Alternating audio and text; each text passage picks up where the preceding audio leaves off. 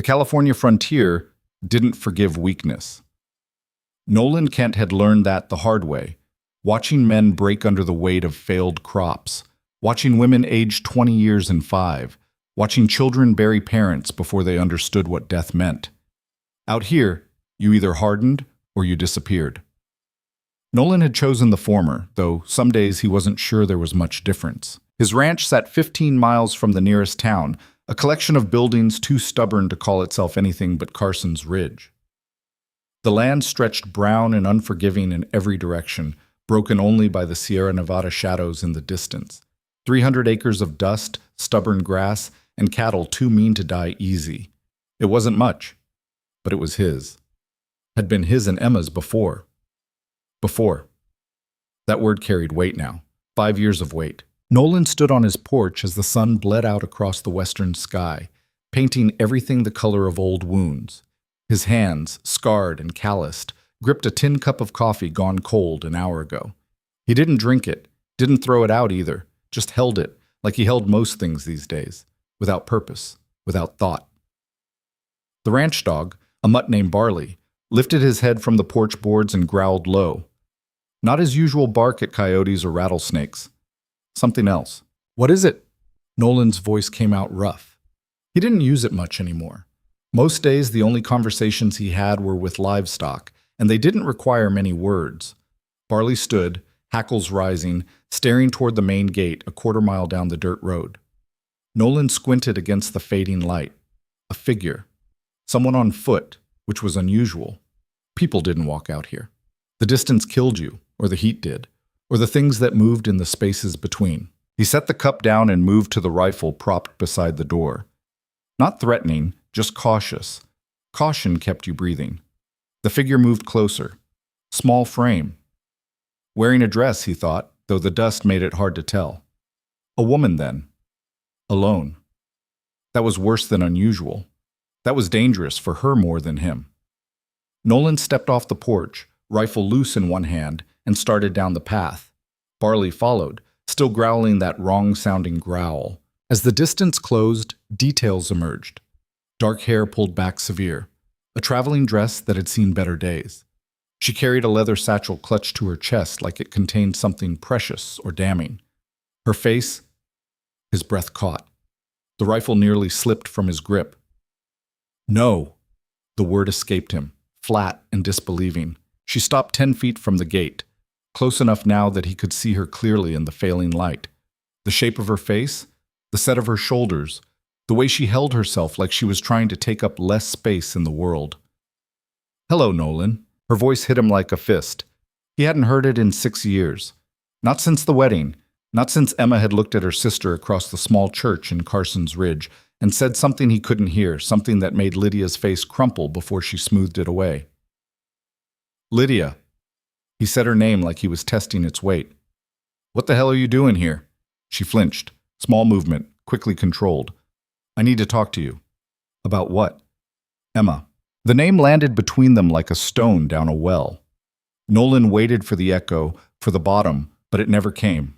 It never did. "I don't talk about Emma." He turned to walk back to the house. "She's dead, Nolan." He stopped, didn't turn around. Couldn't. "You're lying." "I wish I was." Something in her voice, something broken and raw, made him look back. Lydia's face had changed. The careful control was gone. What remained was grief, fresh and bleeding. "When?" The word scraped out of him. 4 months ago, in San Francisco, pneumonia. Lydia's hands tightened on the satchel. She was in a boarding house near the docks. The landlady found her. Nolan's mind tried to process the information, but it scattered like buckshot. San Francisco, 4 months, pneumonia. Words that should mean something but didn't quite connect. "You're telling me," he said slowly, "that my wife, the woman who vanished 5 years ago without a word, died 4 months back, and you're just now telling me. I didn't know where you were. I'm exactly where I've always been. I didn't know if you'd want to know." That made him turn fully. "Want to know? Want to know my wife is dead?" "I didn't know if she was still your wife," Lydia said quietly. "After what she did, after she left. She was always my wife." The words came out harder than he meant. "Till death." Isn't that how it goes? Yes. Lydia's voice was barely above a whisper. That's how it goes. They stood in the dimming light, two people separated by a gate and 5 years of unanswered questions. Barley had stopped growling. He sat now, watching them both with the patient confusion of animals who sense human pain but can't understand its source. Why are you here? Nolan asked finally. You could have sent a telegram. I tried. Carson's Ridge doesn't have a telegraph office anymore. Fire took it last year. He'd forgotten that, hadn't been to town in months. So you came all this way to tell me she's dead? No. Lydia adjusted her grip on the satchel. I came because she left you something. Letters. She wrote them over the years but never sent them. I found them after. They're yours. I don't want them. Nolan, I don't want anything from her. He was surprised by the anger in his voice. Thought he'd buried that years ago along with hope. She made her choice. She left. Whatever she had to say, she had 5 years to say it. She couldn't. Lydia's voice sharpened. You don't understand. Then make me understand. He stepped closer to the gate. Tell me why my wife abandoned our home in the middle of the night. Tell me why she never wrote, never sent word, never gave me a single reason to believe she was alive. Tell me why I spent 2 years searching for her body in every canyon and ravine within 100 miles. Tell me why I finally stopped searching and started learning to live with the ghost of her. And then tell me why the hell you're standing here now with her letters like they change anything. The words came out like bullets, each one aimed to wound. Lydia took them without flinching, and somehow that made it worse. Can I come in? She asked. No. I've been traveling for 3 days. I have nowhere else to go. That's not my problem. Please. The word cracked. I can't. I need to tell you. I need you to read them. And then, if you want me gone, I'll go. I'll walk back to Carson's Ridge tonight if that's what you want. But please, let me do this for her. It's the last thing I can do. Nolan looked at her. Really looked. Saw the exhaustion in her face, the dust coating her dress, the way she swayed slightly like she was fighting to stay upright. Saw Emma's eyes staring back at him from a face that was similar but not the same. He'd loved Emma Davenport from the first moment he saw her at a barn dance in Sacramento. She'd been visiting family, and he'd been young and stupid enough to believe in things like fate. They married 6 months later. For 2 years, they'd built something together out here in the dust. And then one morning, he woke up and she was gone. He'd searched. God, how he'd searched. But the frontier swallowed people, and Emma had wanted to be swallowed. Eventually, he accepted that. Accepted the silence. Built his life around the hole she'd left. And now her sister stood at his gate with the truth he'd stopped looking for. One night, he said, you can stay in the barn. There's a room in the loft I use for storage. It's clean enough. Thank you. He opened the gate. Lydia walked through, and for a moment, as she passed him, he caught the scent of her, travel dust and sage, and something underneath that reminded him so much of Emma he had to turn away. Follow me. They walked to the house in silence. Barley trotted alongside Lydia, having made some dog decision that she was acceptable. Nolan led her past the main house to the barn, a sturdy structure he'd built himself the first year. Inside, he pointed to the ladder leading to the loft. Up there, there's a cot and some blankets. Water pumps outside, outhouse behind the barn. I remember.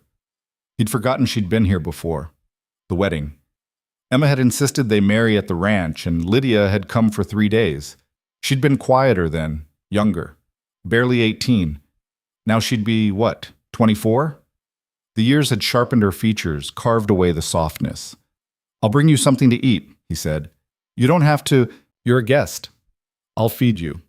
He paused at the barn door, but after tonight, after I read whatever's in that satchel, we're done. Understood.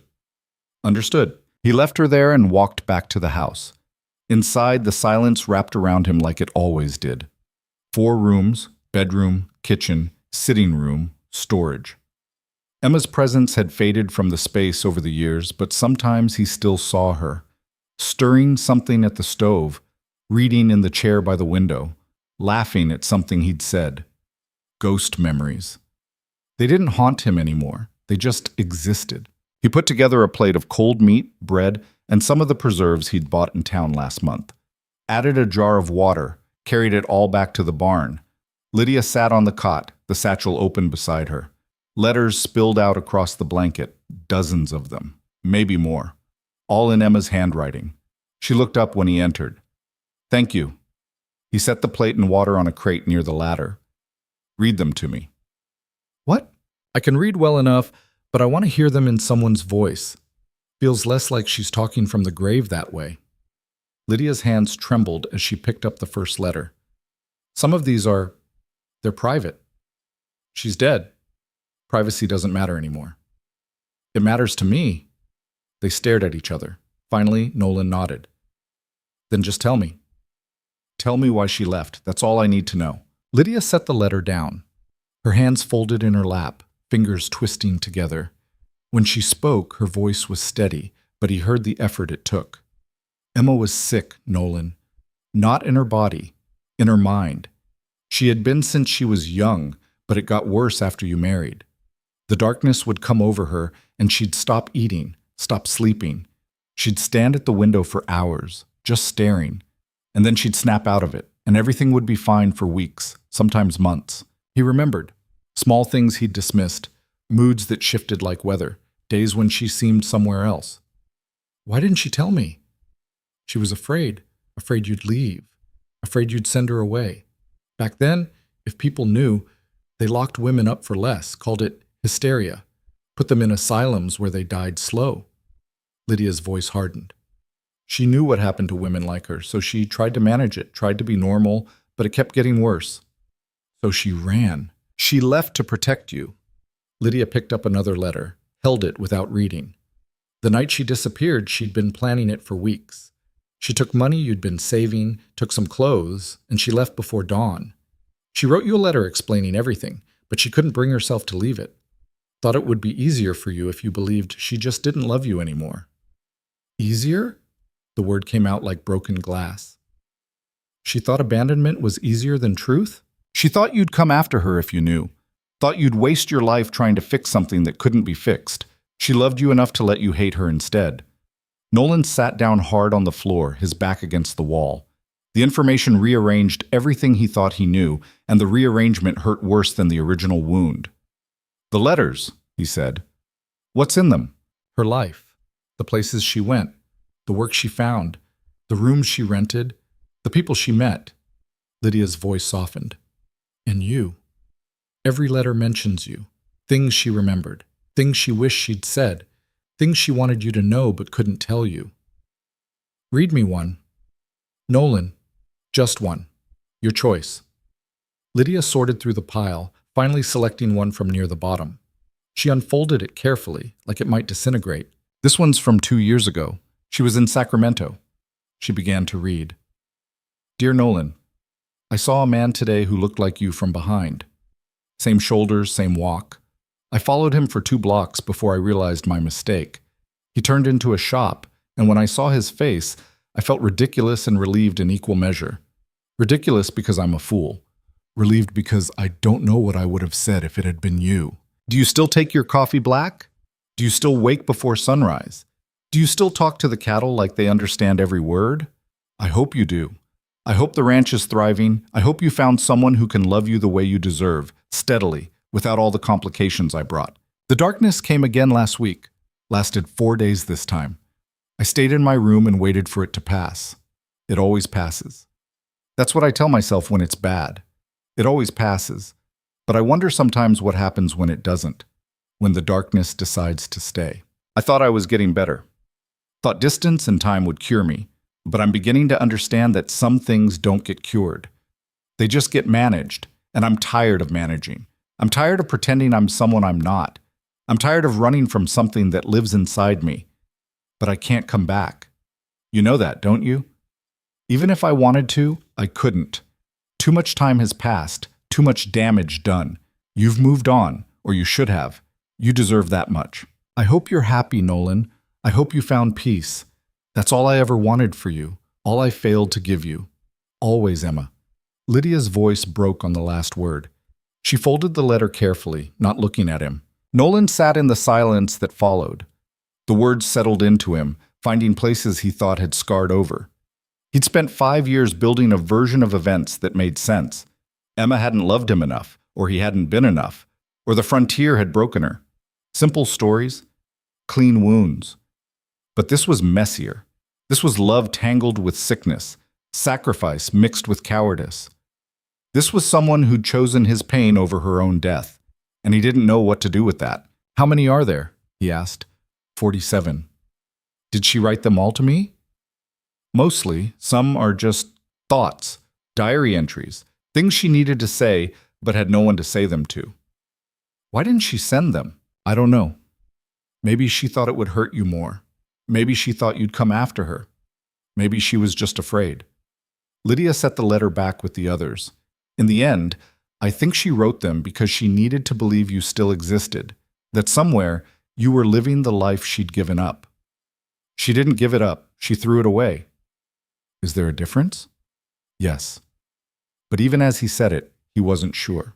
He stood, his knees protesting. When had he gotten old? 32 wasn't old, but it felt that way. The frontier aged you in dog years. "I'll leave you to rest," he said. "We'll talk more tomorrow." "Nolan," Lydia stood too. "I know this is hard. I know you probably hate her right now, hate me for bringing this to you. But she did love you. That was real. Whatever else was broken, that wasn't. Love's not enough, though, is it? If it was, she'd have stayed. She'd have trusted me with the truth instead of deciding what I could handle." "You're right. Love isn't enough. But it's something. And for Emma, it was everything she had left to give." He left without responding, walking back to the house through darkness that had fully settled now. Stars pierced the sky above, indifferent and cold. Barley followed him inside, settling on the rug near the fireplace. Nolan sat in the chair Emma used to favor. The wood creaked under his weight. He stared at nothing, his mind cycling through the information Lydia had brought. Emma was dead. That fact sat at the center of everything, heavy and final. For 5 years, some part of him had held on to the possibility that she'd walk back through that gate someday. Would explain everything. Would come home. Now she couldn't. The door was closed. The story was over. Except it wasn't. 47 letters sat in his barn, written by a ghost to the man she'd left behind. And her sister was here, bringing truth he didn't ask for and didn't know how to carry. He should be angry. Part of him was. But underneath the anger was something worse. Understanding. Because if he was honest, really honest, he'd seen the signs. The dark days when Emma wouldn't speak. The time she'd stare at nothing like she was somewhere else entirely. The nights she'd wake screaming from dreams she couldn't or wouldn't describe. He'd asked once, early on, if she was all right. She'd smiled and said yes, and he'd let himself believe it because believing was easier than knowing. Maybe they'd both been cowards. Maybe that's all love was sometimes. Two people agreeing not to look too closely at the cracks. He must have fallen asleep in the chair because he woke to gray dawn light and a stiff neck. Barley was scratching at the door, needing out. Nolan let him, then stood at the window watching the sky brighten. Movement caught his eye. Lydia, walking from the barn to the water pump. She'd changed into a simpler dress, and her hair was down, catching the early light. From this distance, the resemblance to Emma was striking. But as she moved, the differences emerged. Lydia walked with purpose where Emma had drifted. She held herself straighter, took up more space. She saw him in the window and raised a hand in greeting. He nodded back. The day had to start sometime. Might as well be now. He dressed, pulled on his boots, and headed outside. The morning routine was sacred. Feed the chickens, check the cattle, inspect the fences. Work that needed doing regardless of grief or revelation, or sisters-in-law sleeping in barns. Lydia appeared as he was measuring out grain for the chickens. "Can I help?" "You know how to work a ranch?" "I grew up on a farm, different crops, same principles." "Feed's over there. They'll mob you, but they won't hurt you." She took the bucket and scattered grain with the easy competence of someone who'd done it before. The chickens swarmed her feet, pecking and fighting over choice kernels. She didn't flinch. They worked in silence for an hour. Nolan showed her where things were, and she followed his lead without question. It was strange having another person in his space, but it wasn't entirely unpleasant. "How long are you planning to stay?" he asked as they walked back from checking the cattle. "I don't know. I have enough money for a week at the boarding house in town. After that..." She trailed off. "After that what?" "I'll figure something out." I always do. What about family? Your parents? Dead. Father 3 years ago, mother last winter. It was just me and Emma after that. No other siblings? No. Husband? Prospects? She smiled tightly. No and no. I'm what they call unmarriageable. Too old, too plain, too independent. You're 24, 25 in a month. Practically ancient, he snorted. That's ridiculous. Tell that to the men who look right past me at dances. Tell that to the mothers who stop suggesting their son's visit. I'm a spinster, Nolan. That's just facts. They reached the house. He stopped at the porch steps, considering. You can stay here, in the barn, until you figure things out. She looked surprised. I couldn't. Why not? The room's sitting empty. Might as well be used. What will people say? People can say whatever they want. I stopped listening years ago. Still, it wouldn't be proper. Proper's for people who have something to lose. I've got a reputation as the crazy hermit whose wife left him. Having her sister stay in my barn isn't going to make that worse. Lydia studied him for a long moment. Why are you doing this? Honestly, I don't know. Maybe because you brought me answers I didn't know I still needed. Maybe because you're family in a way. Maybe because I'm tired of being alone. He shrugged. Or maybe I just want to read those letters, and having you here means I don't have to do it alone. All right, she said quietly. I'll stay. For a while. Good. He headed inside. I'll make breakfast. You like eggs? Who doesn't like eggs? He cooked while she sat at the small kitchen table, looking around at the space Emma had once occupied. He wondered what she saw, what memories this place held for her. Tell me about the funeral, he said, cracking eggs into a pan. There wasn't one. Not really. The boarding house landlady sent word to me, and I went to San Francisco. Emma was already buried in a pauper's cemetery. I bought a marker. Nothing fancy, just her name and dates. What name did she use? Emma Kent. She never stopped being your wife. The eggs sizzled. He flipped them, focusing on the motion to keep his hands steady. Was she alone when she died? Yes. Was she afraid? I don't know. I hope not. He plated the eggs, added bread, set it all on the table. They ate without talking. The food was simple but good, and Lydia ate like someone who hadn't had a proper meal in days. After, she helped clean up. Then she turned to him. Do you want to read more letters today? No. Tomorrow? Maybe. I need time. Take all the time you need. They're not going anywhere. But that was the thing. Time didn't help. It just postponed. And Nolan was tired of postponing. Actually, he said, bring them to the house tonight, after dinner. We'll go through them together. Get it done. You're sure? No, but I'm doing it anyway. That evening, after another day of work and careful conversation, Lydia brought the satchel to the house. They sat in the front room and she laid the letters out in chronological order. 47 letters, she said. 5 years.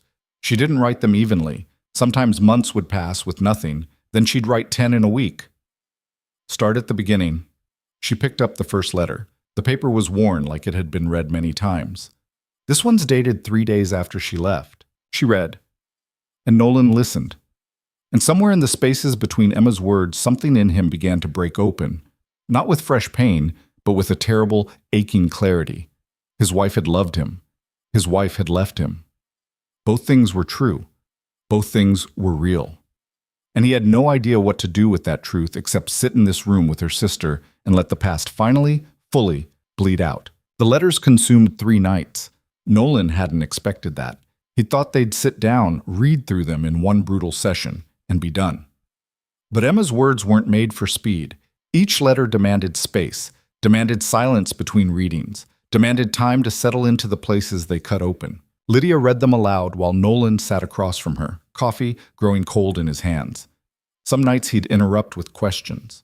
Other nights he'd sit mute until she finished, then walk outside to stare at stars that didn't care about dead wives or wasted years. The pattern of Emma's decline emerged slowly, like a photograph developing in chemical solution. The first letters were almost hopeful. She'd found work in a boarding house in Sacramento, scrubbing floors and changing linens. She wrote about the other women there, their stories, their small kindnesses. She described the city, so different from the ranch. Said she was learning to manage the darkness better, that some days she almost felt normal. Then the hope thinned. Letters from Stockton mentioned losing her job after missing too many days. Letters from a mining camp near Nevada City described work that made her hands bleed. One from San Francisco, written in handwriting so shaky it was barely legible, talked about 3 weeks where she couldn't get out of bed, where the landlady threatened to throw her out, where she'd seriously considered walking into the bay and not coming back. I should have looked harder, Nolan said after that one. It was the second night, past midnight. Should have searched the cities, not just the wilderness. You couldn't have known, Lydia said. She looked exhausted, her face drawn in the lamplight. Reading the letters was taking something out of her too. I gave up. After 2 years, I just stopped. What were you supposed to do? Search every city in California? Check every boarding house, every factory, every... She stopped, gathering herself. You're not responsible for her choices. Aren't I? I was her husband. I should have seen how bad it was, should have made her tell me. You can't make someone trust you with their pain, Nolan. They have to choose it, and Emma chose to protect you instead. Some protection. The bitterness in his voice surprised him. She left me with nothing. No explanation, no closure, no chance to help. Just gone. You call that protection? Lydia set the letter down carefully. I call it the best she could do with what she had. Was it right? I don't know, but it's what she did, and now we're left with it. We. He looked at her. You keep saying we. Because I'm here. Because she was my sister, and this is my grief too. Her voice hardened slightly.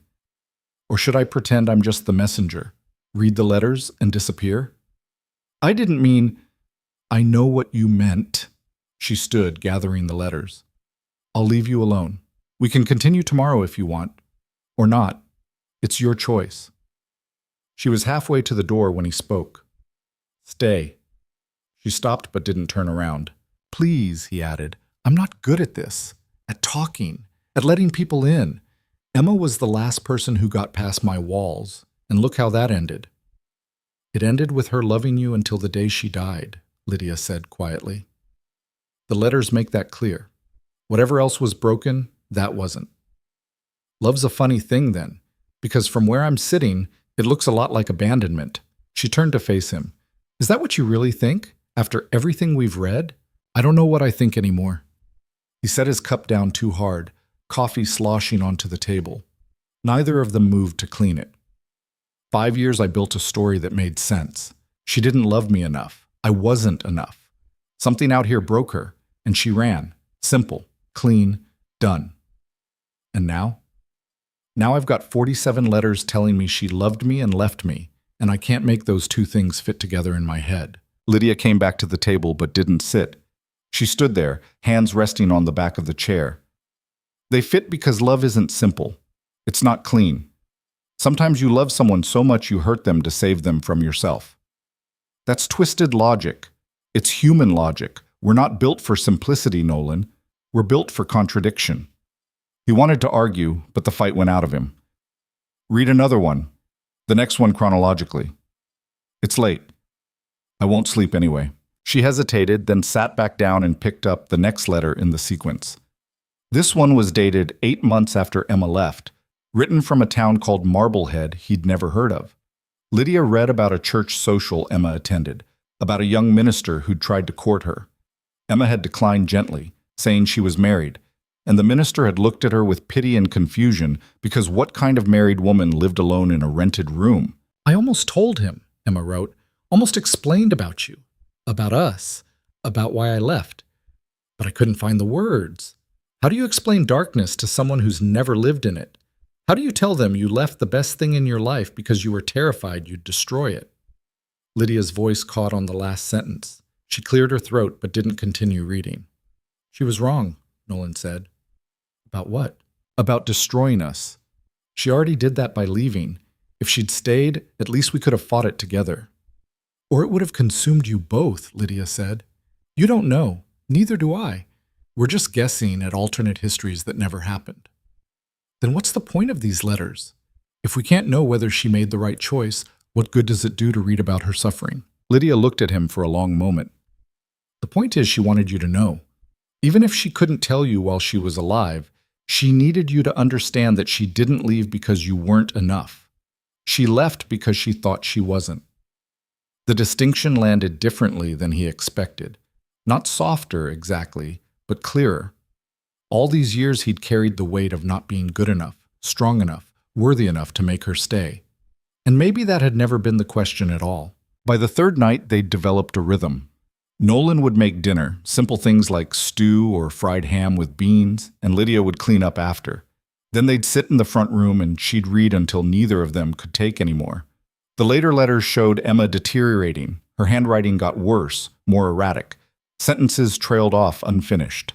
Some letters were just fragments, thoughts written down like she was trying to prove to herself she still existed. One letter from her final year in San Francisco was just a list. Reasons to stay alive. 1. The landlady's cat. 2. Wednesday soup at the church. 3. Nolan might still be out there. 4. Nolan might still be out there. 5. Nolan might still be out there. She'd written his name 17 times down the page. Lydia's hand shook as she read it. When she finished, she folded the letter and pressed it against her chest. I didn't know it was this bad. When I found these after she died, I read them all. But reading them alone and reading them aloud, it's different. How did you not know? Nolan asked. She was your sister. We hadn't spoken in 3 years. Lydia's voice went flat. We had a fight, a stupid, terrible fight about you, actually. Me? I wrote to her maybe a year after she left. Took me that long to find out where she was. I told her she needed to either come back or set you free properly. Get a divorce. Let you move on. She wrote back saying she couldn't do either. We exchanged letters that got angrier and angrier until finally I told her she was selfish, that she was ruining your life and hers, and that I wanted nothing more to do with her until she grew up and faced what she'd done. And she never wrote again. No. She did. Twice. I didn't respond. Lydia's eyes were wet now, tears hovering but not falling. I was so angry at her for leaving you, for leaving me with parents who blamed me for not stopping her, like I had that power, for being weak when I needed her to be strong. So you punished her. Yes. And then she died. And now I get to live with that forever. The tears fell then, quiet and steady. I found out about her death from a telegram. Just facts, no details. Had to travel to San Francisco to get the rest. The landlady gave me her things, one trunk with clothes, some books, and a wooden box with all these letters. That's when I realized she never stopped writing, never stopped trying to explain. And I'd spent 3 years refusing to listen. Nolan sat with that, turning it over. We're both carrying the same weight then, just from different directions. I suppose we are. Does it help? Having someone else who understands? Lydia wiped her eyes with the back of her hand. I don't know yet. Ask me when we're done reading. They continued through the letters. Some nights they'd only get through 2 or 3 before the weight became too much. Other nights they'd read a dozen, the lighter ones where Emma described small joys, a particularly beautiful sunset, a child's laughter in the street, a meal that tasted like home. Between the readings, they fell into an unexpected partnership. Lydia took over the cooking, freeing Nolan to focus on the heavier ranch work. She had a talent for making something good out of limited ingredients, and meals became less about sustenance and more about actually tasting food again. She also cleaned the house, not aggressively, not making a point of it, but gradually bringing order to spaces that had descended into functional chaos over 5 years of bachelor living. Nolan noticed but didn't comment, wasn't sure what to say about the way she made the house feel less empty without making it feel invaded. They worked side by side during the days. Lydia learned the ranch routine quickly, anticipating what needed doing without being told. She had capable hands and didn't shy from dirt or difficulty. When a fence post needed replacing, she held it steady while he tampered earth around it. When cattle needed moving, she positioned herself at the right angle to guide them without spooking them. You're good at this? He said one afternoon. They were checking water troughs in the south pasture. Told you. Farm background. It's more than that. You rid the animals, know how to move around them. She shrugged. Animals make sense. They want food, water, safety. Humans want those things too, but they complicate it with everything else. You don't like people much. I like some people, in small doses, from a distance. He laughed, surprised by it. That's honest. I'm too old to be anything else. She tested a trough, found it low, and started pumping water. When you're young, you can afford to pretend, smile at people you don't like, laugh at jokes that aren't funny, agree with opinions you don't hold, but then you get older and realize life's too short for all that performance. How old are you again? 25 next month, practically dead. I'm 32. Ancient, then. We should probably start planning our funerals. He smiled despite himself. Lydia had a dry wit that caught him off guard, different from Emma's softer humor. She was sharp where Emma had been gentle, direct where Emma had deflected. The similarities in their faces made the differences more pronounced. That night, they finished the letters. All 47. The last one was dated a week before Emma died, written in handwriting so deteriorated it was barely legible. Lydia struggled through it, squinting at the words. "My dear Nolan," she read slowly, "I'm very tired. The kind of tired sleep doesn't fix. I think about the ranch sometimes. Wonder if the oak tree by the creek finally died like it was threatening to. Wonder if you fixed the loose board on the porch steps. Wonder if you're happy. I hope you're happy. I hope you found someone who can love you without all the complications. Someone who stays. That's what you deserved. What I couldn't give. I'm sorry. I'm so sorry. I loved you. I love you still. I'll love you in whatever comes after this, if there is anything after. If there's nothing, then at least the last thought in my head will be of you, and that's not a bad way to end. All my love, always. Emma." Lydia's voice broke completely on the last words. She folded the letter, placed it with the others, and then buried her face in her hands and wept. Not quiet tears this time, but full, wrenching sobs that shook her whole body. Nolan sat frozen for a moment, then moved to sit beside her on the sofa. He didn't touch her, didn't speak, just sat close enough that she'd know she wasn't alone. Eventually, the crying subsided into ragged breathing. Lydia lifted her head, her face blotchy and wet. "I'm sorry." "For what?" "Falling apart." "You just read your sister's last words. You're allowed to fall apart." "Are you going to?" "Fall apart?" "Yes." He thought about it. "I don't know. I cried myself dry years ago. Maybe there's nothing left." "That's sad." "Is it? Feels practical." She turned to look at him. "Do you feel anything? After all these letters, after everything she said, do you feel anything?" "Yeah, I feel cheated." The words came out harder than he intended. "I feel like she robbed us both. Robbed us of the chance to fight through it, to figure it out together, to maybe fail, but at least fail honestly, instead of this half-life we've both been living." "You think she chose wrong?" "I think she chose fear over trust, and that's always the wrong choice." "Even when the fear is valid?" "Especially then." He stood pacing to the window. Outside, darkness pressed against the glass. She was terrified I'd leave her or commit her or stop loving her. So instead of finding out, she left first, made the decision for both of us. And maybe I would have failed her. Maybe I wouldn't have known how to handle the darkness. But at least we'd have tried. And if trying destroyed you both, then we'd have been destroyed together instead of separately. There's honor in that. Lydia was quiet for a long moment. "You're angry at her?" "Yes." "You still love her?" "Yes." "Both things are true." "Yeah." He turned from the window. "Both things are true, and I don't know what to do with that." "You live with it, same as anything else." "Is that what you're doing? Living with it?" "I'm trying." She gathered the letters, stacking them carefully. "Some days are easier than others. And today? Today was hard." She stood holding the stack against her chest. "I should go, let you have some space." "Lydia." He stopped her before she reached the door. "Thank you. For reading them, for being here, for..." He struggled to find the right words. "For sharing the weight." She nodded. "Good night, Nolan." After she left, he sat alone in the quiet house. The letters were gone, back in the barn with Lydia, but their words remained. They'd soaked into the walls, the furniture, the air itself. Emma's voice, explaining and apologizing and loving from beyond the grave. He should feel closure. That's what the letters were supposed to provide, wasn't it? But instead, he felt opened up, raw in places that had scarred over. The neat story he'd built had been demolished, and now he stood in the rubble trying to figure out what to build next. The following days were strange. Without the letters to structure their evenings, Nolan and Lydia had to figure out what to do with each other. They still worked together during the day, but the nights felt empty. On the fourth evening, after finishing the letters, Lydia appeared at the house door with a deck of cards. "You play poker? Haven't in years? Good. I need someone I can beat." They played at the kitchen table, betting with dried beans since neither had much cash to spare.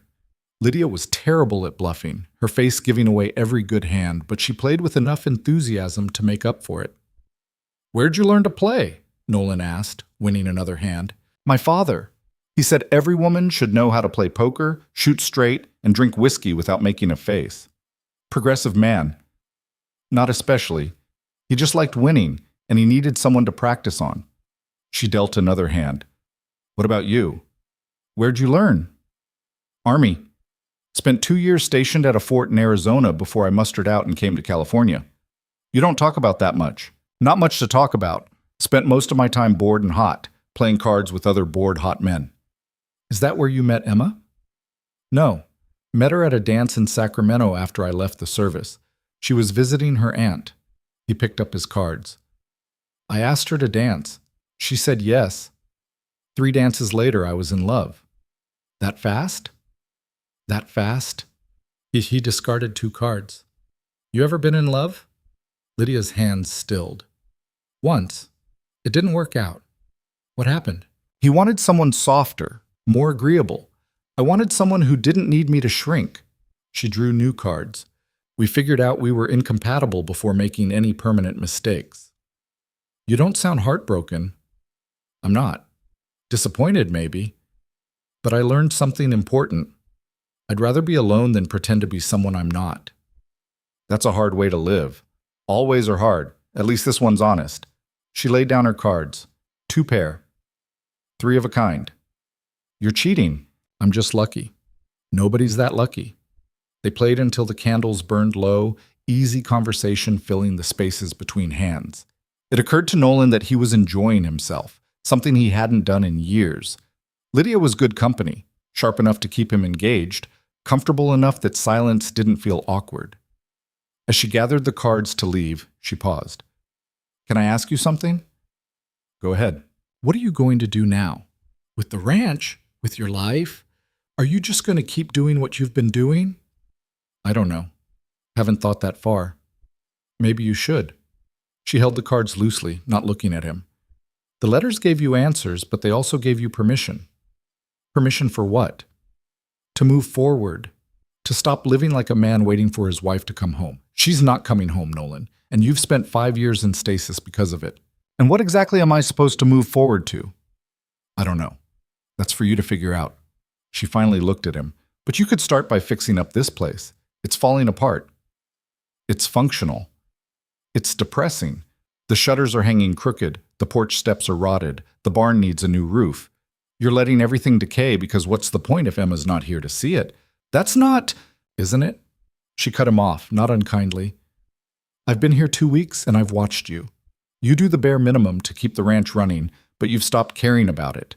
Stopped caring about anything, really, and I understand why. But Emma's dead. Your mourning doesn't bring her back. It just keeps you stuck." The words hit harder because they were true.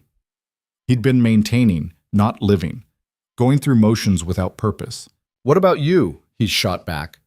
"You're 25 years old, living in a barn, no prospects, no plans. You want to lecture me about being stuck?" "You're right, I am stuck. That's why I recognize it in you." She set the cards on the table. "Difference is, I'm trying to figure out what comes next."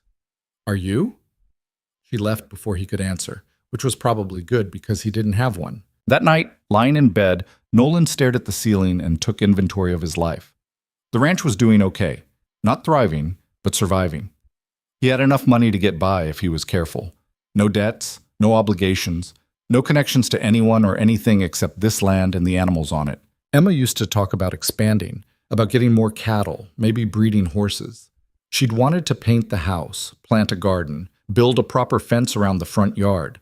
He'd dismissed most of it as dreams, things to talk about when the work was done and the money was saved. Now the work was never done, and the money sat unused because there was no point to any of it. Lydia was right. He'd been waiting. For what? He couldn't say any more. Permission to live again? Some sign that it was okay to want things? Or maybe just the hope that if he stayed frozen, time would somehow rewind and give him another chance to get it right. But time didn't rewind. Emma was dead. And he was 32 years old, living like a man twice his age, waiting for nothing. The next morning, he found Lydia at the water pump. "You're right." She looked up, water dripping from the bucket she'd been filling. "About what?" "The ranch, me, all of it. I've been stuck." "Okay. I want to change that." "Also okay." "I could use help if you're willing to stay longer." She set the bucket down. "How much longer?" "I don't know, a few months? However long it takes to fix this place up properly." "And then what?" "Then I figure out what comes after that." Lydia studied him, something unreadable in her expression. "What's in it for me?" "Room and board, small wage if I can manage it, and—" He hesitated. "And company, I guess, if that matters." "It matters." She picked up the bucket again. "All right, I'll stay, but I'm not just going to be your hired hand. If we're doing this, we're partners. I get a say in decisions." "Partners?" He tested the word. "Yeah, I can do that." They shook on it, her hand small but calloused in his. Over the following weeks, they threw themselves into work.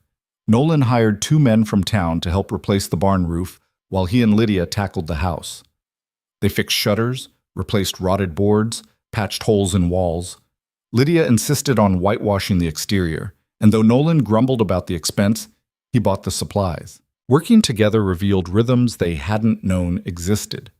Lydia would point out problems he'd stopped seeing, and he'd know instinctively how to fix them. She had an eye for detail, for how things should look, while he had the practical skills to make it happen. They argued sometimes about whether to replace the front steps entirely or just repair them, about the color for the kitchen walls, about how many chickens they really needed. But the arguments were productive, both of them working toward the same goal. "You're stubborn," she told him one afternoon.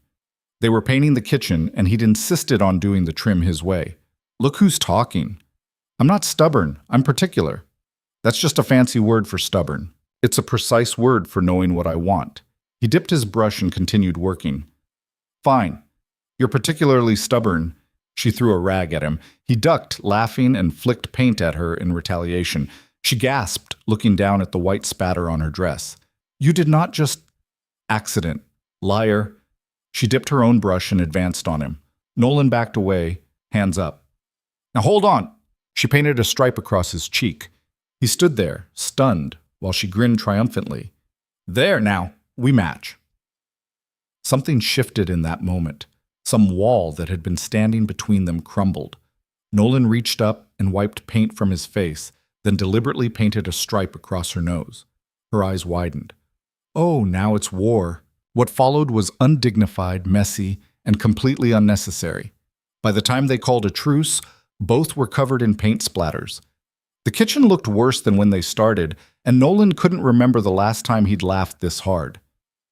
They cleaned up in relative silence, stealing glances at each other and trying not to smile.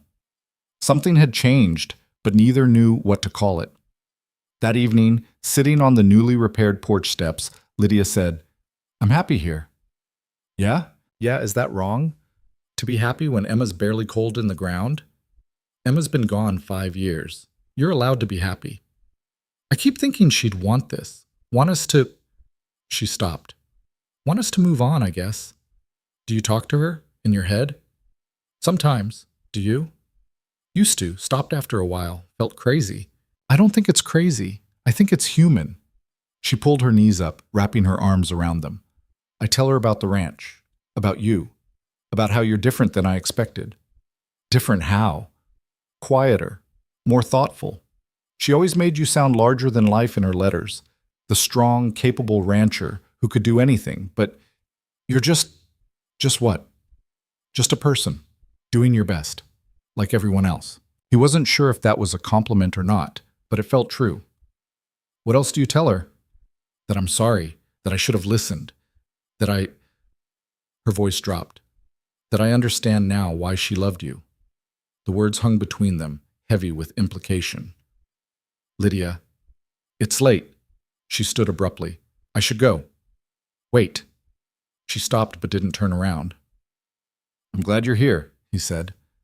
I know that's complicated, given everything, but I mean it. You being here, it's helped. Me too. She looked back at him. Good night, Nolan. He watched her walk to the barn, something uneasy settling in his chest. They were getting too comfortable, too close. Lines that should have been clear were blurring, but the alternative, sending her away, returning to isolation, felt worse. So he let it blur. Let the days blend together into a pattern of work and meals and evenings on the porch. Let himself enjoy her company without examining it too closely. Let himself forget, for hours at a time, that this was temporary. 3 months after Lydia arrived, the ranch looked better than it had in years. The house gleamed white in the sun. The barn had a new roof. Fences were straight and solid. They'd increased the chicken flock and bought 4 more head of cattle. The garden Lydia planted was producing tomatoes, beans, and squash. It looked like a home again. Felt like one too. But underneath the surface improvements, something else was growing. Something neither of them wanted to name. The storm arrived on a Tuesday in late September, rolling in from the Pacific with the kind of violence that made animals nervous and old-timers check their supplies. Nolan saw it building all morning, clouds stacking up dark and heavy against the Sierra Nevada, wind shifting direction every hour, like it couldn't make up its mind which way to destroy things. We need to secure the barn, he told Lydia over lunch. Get the livestock closer to shelter. This one's going to be bad. She looked out the window at the bruised sky. How bad? Bad enough that you should probably sleep in the house tonight. Barn roof's new, but I don't trust it in winds like this. I'll be fine. Lydia. He set his fork down. I'm not asking. That loft's exposed, and if the roof goes, you go with it. You'll take the spare room. She studied him for a moment, something unreadable crossing her face. All right. They spent the afternoon preparing, brought the horses into the barn, secured the chicken coop, moved anything loose into storage. The wind picked up steadily, rattling shutters and sending dust devils spinning across the yard. By the time they finished, the first drops were falling, fat and heavy, smacking against dry earth like accusations. Get inside, Nolan said, latching the barn door. I'll check the cattle one more time. I'll come with you. No need for both of us to get soaked. Good thing I don't mind getting wet then. They rode out together, hunched against wind that was already gusting hard enough to make the horses skittish. The cattle had gathered in the lee of a rocky outcropping, instinct driving them to whatever shelter they could find. Nolan did a quick count, all accounted for, and turned back. The rain hit in earnest as they reached the barn. Not gradual, not building, just suddenly there. A wall of water that soaked them through in seconds. They dismounted and got the horses inside, both of them dripping and breathing hard. That's biblical, Lydia said, wringing water from her hair. It'll get worse before it gets better. Lightning cracked overhead, close enough to feel. Come on. They ran for the house, splashing through puddles already forming in the yard. Inside, Nolan grabbed towels while Lydia stood dripping on the kitchen floor, her dress plastered to her body in a way that made him look away quickly. Guest room's through there, he said, pointing. There's a change of clothes in the chest. Emma's things. They should fit well enough. Lydia's expression shifted at the mention of Emma, but she just nodded and disappeared into the room. Nolan changed in his own bedroom, pulling on dry pants and a shirt that had seen better days. When he emerged, Lydia was standing by the fire he'd started, wearing one of Emma's simple house dresses. It was slightly too big on her. Emma had been taller, but it fit well enough. Strange, she said quietly, looking down at herself. Wearing her clothes. You don't have to. No, it's fine, just strange. She moved closer to the fire. Do you think the storm will last all night? Probably longer. These late-season ones can sit for days sometimes. Thunder rolled overhead, rattling the windows. The rain intensified, drumming against the roof with a fury that made conversation difficult. They sat in relative silence, listening to the storm tear at the world outside. Around midnight, the wind shifted. A loose shutter somewhere started banging, irregular and jarring. Nolan went to investigate, found it on the north side of the house, one they'd repaired but apparently not well enough. It had torn partially free and was slamming against the wall with each gust. I need to secure that before it rips off completely, he shouted over the noise. Lydia appeared beside him with a lantern. You can't go out in this. Can't leave it either. It'll damage the wall. Then I'm coming with you. You'll need someone to hold the light. They went out together into chaos. The world had dissolved into water and wind and darkness, the lantern barely cutting through. Nolan grabbed a hammer and nails from the tool shed while Lydia held the light as steady as she could, both of them fighting to stay upright. He managed to secure the shutter, but a gust caught him as he was hammering the last nail, throwing him off balance. He stumbled backward into Lydia, and they both went down hard in the mud. The lantern flew from her hand, extinguishing instantly. For a moment, they just lay there in the darkness and the rain, tangled together and breathing hard. Then Nolan started laughing, couldn't help it.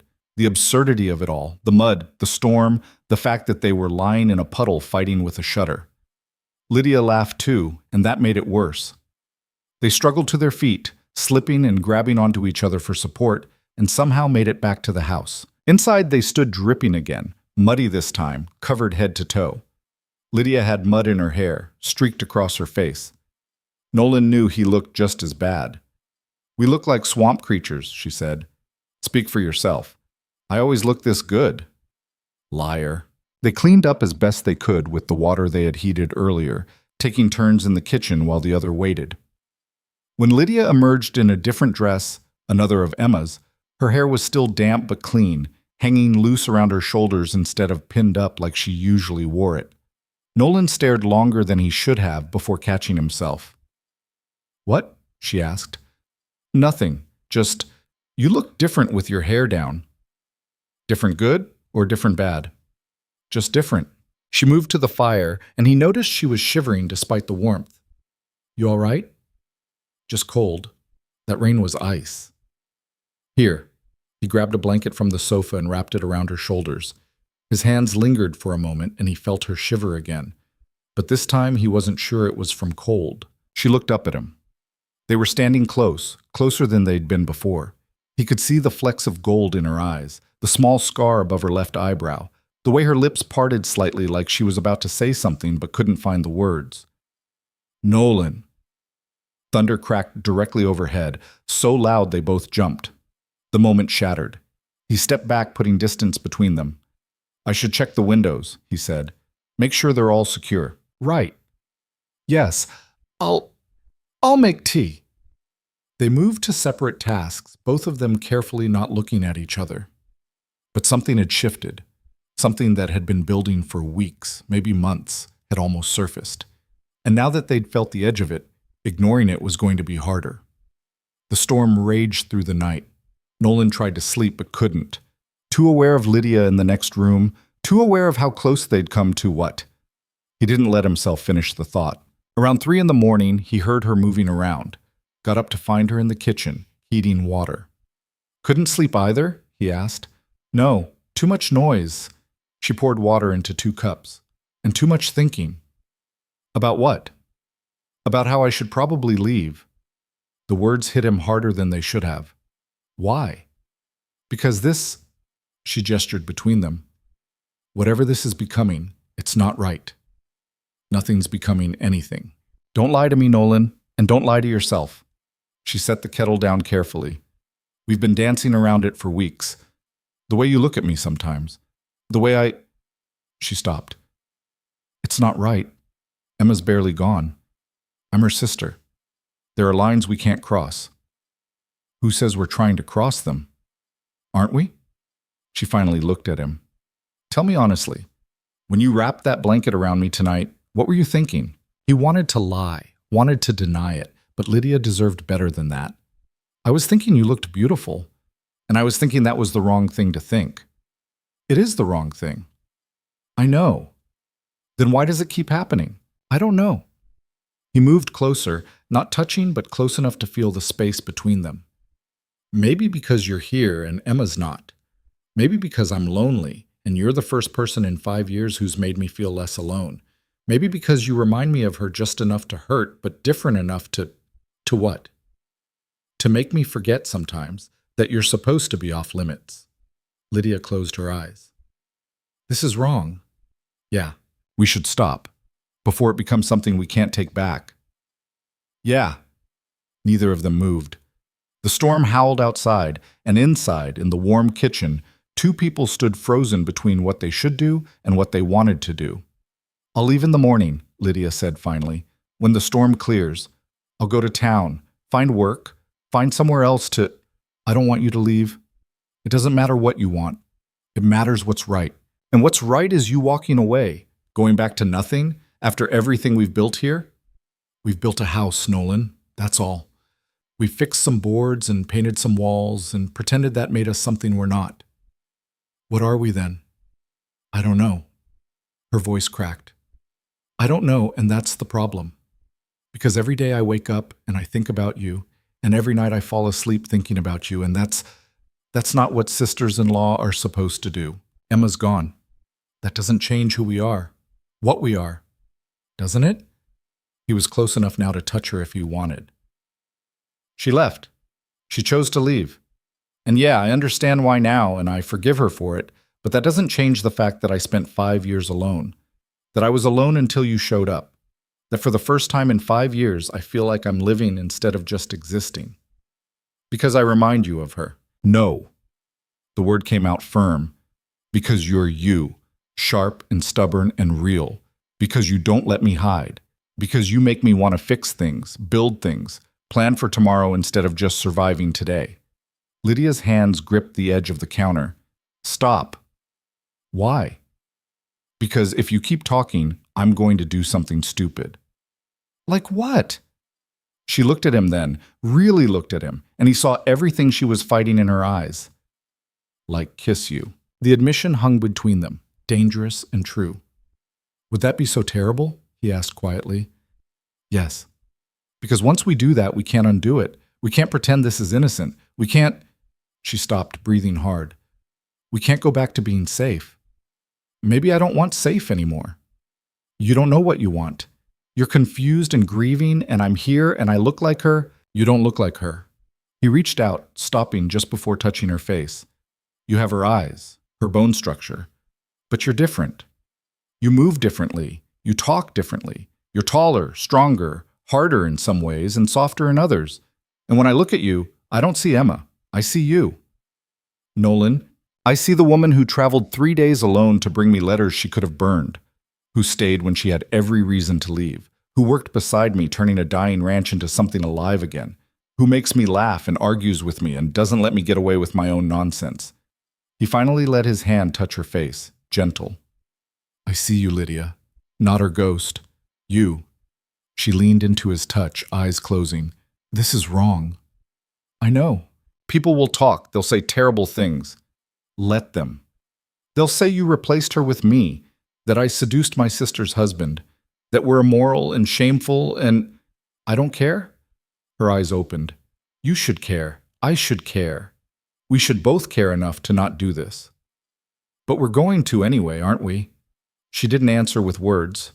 Instead, she closed the distance between them and kissed him. It wasn't gentle, wasn't tentative. It was 5 years of loneliness meeting months of denied attraction, meeting the desperate need to feel something other than grief. Nolan pulled her closer and she came willingly, her hands fisting in his shirt. They broke apart after a moment, both breathing hard. "That was a mistake," Lydia said. "Probably. We should stop." "Probably." She kissed him again. This time it lasted longer, deepened into something that made thinking impossible. They stumbled backward into the wall, knocking over a chair neither noticed. His hands were in her hair, and hers were on his face, and everything was warmth and want and the reckless abandon of people who'd been holding back too long. When they finally broke apart again, Lydia's face was flushed, her breathing ragged. I can't. I know. Do you? Because I don't think you understand what we just did. We kissed, that's all. That's not all, and you know it." She pushed away from him, pacing across the kitchen. "We crossed a line. We can't uncross it." "Then maybe we stop trying to." "What?" "Maybe we stop fighting this, stop pretending it's not happening, stop letting the past dictate what we're allowed to feel." "The past is Emma, your wife, my sister." "Emma's dead." The words came out harder than he meant. "She's been dead for 4 months, and she was gone for 5 years before that. At what point am I allowed to move on?" "Not with me." Not like this. Why not? Because it's wrong. According to who? Society? A bunch of people in Carson's Ridge who barely know us? Emma's gone, Lydia. She doesn't get a vote anymore. Lydia stopped pacing, turning to face him. Is that what you think? That because she's dead, we're free to do whatever we want? Consequences be damned? I think we're two adults who've both been alone too long, who found something together that feels real, and the only thing stopping us is fear of what other people will say. That's not the only thing. Then what else? Guilt! The word exploded out of her. Guilt, Nolan, because every time I look at you, I think about how I refused to talk to Emma for 3 years, how I could have helped her but didn't, how she died alone because I was too stubborn and angry to forgive her. And now I'm standing here kissing her husband, and it feels like I'm taking something that was never supposed to be mine. The raw honesty in her voice cut through his anger. He moved toward her, slower this time. You think I don't feel that too? You think I don't wake up wondering if I loved her enough, searched hard enough, did enough to deserve a second chance at happiness? Then how can you even consider this? Because staying stuck doesn't honor her memory. It just wastes the life she gave up hers for. He reached out, taking her hands in his. Emma left so I could move on. She said it in the letters. She wanted me to find someone, to be happy. Maybe not with you specifically, but she wanted me to live. That doesn't make it right. Maybe not. But it doesn't make it wrong either. Lydia looked down at their joined hands. What if we do this and it ruins everything? What if in 6 months you wake up and realize you made a mistake? That I was just convenient, just there? What if in 6 months we wake up and realize we built something real, something worth having? That's a big risk. Everything worth having is. She was quiet for a long time, and he let her be. Outside, the storm was finally weakening, rain slowing from a deluge to steady drumming. Dawn wasn't far off. I don't know how to do this, Lydia said finally. I don't know how to want you without feeling like I'm betraying her. We figure it out together, same way we figured out everything else. And if people talk, they'll talk regardless. Might as well give them something worth talking about. A small smile tugged at her lips. You make it sound simple. It's not simple. It's messy and complicated and probably going to hurt sometimes, but I'd rather have messy and real than safe and empty. She looked up at him then, and he saw the moment she decided. Saw the fear give way to something else, not certainty exactly, but willingness to try. If we do this, she said slowly, we do it honestly. No hiding, no pretending it's something it's not. Agreed.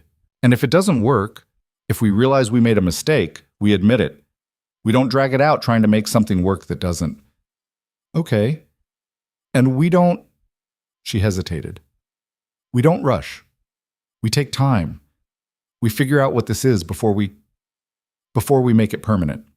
He understood what she was saying, what she wasn't saying. We take it slow. Yes. I can do that. She stepped closer, and this time when she kissed him, it was different, softer, less desperate. Like they had time now, like they didn't have to consume everything in one moment because there would be other moments. When they finally pulled apart, the sky outside was lightening. The storm had passed, leaving everything washed clean. I should probably try to sleep, Lydia said. It's been a long night. Yeah, but neither of them moved. They stood there in the kitchen, holding hands like teenagers, neither wanting to be the first to let go. Nolan? Yeah? I'm scared. Me too. But I want this. I want to try. Me too. She smiled and it transformed her face, made her look younger, lighter. Then I guess we're doing this. I guess we are. She went to the guest room finally, and he went to his. But sleep didn't come for either of them. Instead, they lay in separate beds, thinking about the line they'd crossed and the future that had suddenly opened up, uncertain and terrifying and full of possibility. The next morning, everything was different and nothing was different. They had breakfast together like they'd done for months. But now every glance held weight. Every accidental touch carried charge. We should talk about what we're going to tell people, Lydia said over coffee. The truth. Which is what exactly? That you're staying, that we're... He paused, realizing they hadn't defined it. What are we? I don't know. Courting seems too formal. Friends seems dishonest. Partners? She considered that. Partners works. For now. For now, he agreed. They went into town together the following week for supplies, and the reaction was exactly what they'd expected. Stares. Whispers. Mrs. Henderson at the general store barely spoke to them. The postmaster raised an eyebrow but said nothing. Walking back to the wagon, Lydia was tense. That went well. Could have been worse. How? They looked at us like we were carrying plague. At least they looked. Means they noticed we exist. Not helping Nolan. He stopped, turning to face her. Listen to me. This is going to be hard. People are going to judge. They're going to say things, but their opinions don't matter unless we let them. Easy for you to say, you're the tragic widower. I'm the sister who moved in too fast. You didn't move in. You stayed to help. There's a difference. Not to them there isn't. Then we make them see the difference. He took her hand right there on the main street of Carson's Ridge, in full view of anyone watching. We live our lives honestly and let them think what they want. Lydia looked at their joined hands, then at the faces in the windows. You're sure about this? I'm sure about you. Everything else we'll figure out. She squeezed his hand. All right. Then let's give them something to really talk about. They walked back to the wagon hand in hand, and if people stared, they didn't care. Or rather, they cared but chose to do it anyway. That night, sitting on the porch as the sun set, Lydia said, This is real, isn't it? What we're doing? Feels real to me. I keep waiting for it to feel wrong, like I'm going to wake up and realize I've made a terrible mistake. And it doesn't feel wrong. I mean, it feels... She searched for the word. It feels right in a way nothing else has in a long time. Good. Is it? Good? He thought about it. Yeah, I think it is. Emma's gone. We're here, and we get to choose what comes next. When did you become an optimist? Around the time you showed up and reminded me life doesn't have to be just surviving. She leaned her head on his shoulder, and they sat like that as darkness fell. Somewhere in the distance, coyotes called to each other. The ranch settled into night sounds, horses shifting in the barn, cattle lowing softly, wind moving through the oak tree. It wasn't perfect, it wasn't simple, but it was theirs. And for the first time in longer than either could remember, that felt like enough. The whispers in Carson's Ridge grew louder over the following weeks. What started as curious glances became pointed conversations that stopped when Nolan or Lydia entered a room. The general store, the feed supplier, even the bank. Everywhere they went, judgment followed like a shadow. It's disgraceful, Mrs. Henderson told anyone who'd listen. The man's wife, not even a year in the ground, and he's already taken up with her sister, living together, unmarried, under the same roof. She's in the barn, someone pointed out. Barn? House? What's the difference? Impropriety is impropriety. The rumors evolved with each telling. They were having an affair while Emma was still alive. Lydia had come specifically to seduce him. Emma hadn't really died. She'd run off because of their betrayal, each version more lurid than the last. Nolan heard about it from Tom Breslin, the ranch hand he'd hired to help with the heavier work. Tom was a decent man in his 40s, widowed himself, who didn't traffic in gossip but thought Nolan should know what was being said. I don't care what they think, Nolan told him. They were mending fence in the north pasture, October sun beating down despite the cooling air. People need someone to talk about. We're just convenient. Maybe so, Tom said, hammering a post. But Miss Lydia might care. Women bear the brunt of this kind of talk. I know. You planning to marry her? The question caught Nolan off guard. I don't know. We haven't talked about it. Might want to. Only way to quiet the tongues is to make it official. I'm not marrying her just to satisfy gossips. No, but you might marry her because you love her. The gossips quieting down would just be a benefit. Tom moved to the next post, leaving Nolan to think about that. Did he love Lydia? He cared about her, wanted her around, felt something when she smiled that he hadn't felt in years. But love? That word carried weight. History. The ghost of Emma. That evening he brought it up as they washed dishes together. People are talking. I know, Lydia said, scrubbing a plate harder than necessary. Mrs. Patterson crossed the street to avoid me yesterday. Literally crossed the street. Tom thinks we should get married, says it's the only way to stop the talk. Her hand stilled in the wash water. Is that a proposal? No, just repeating what he said. Good, because getting married to silence gossips is possibly the worst reason to marry someone. That's what I told him. She resumed washing. Do you want to marry me? I don't know. Do you want to marry me? I asked first. That's not how this works. Then how does it work? She set the plate down and turned to face him, hands dripping. Because I don't know the rules here, Nolan. We're making this up as we go, and I'm terrified we're getting it wrong. There are no rules. That's kind of the point.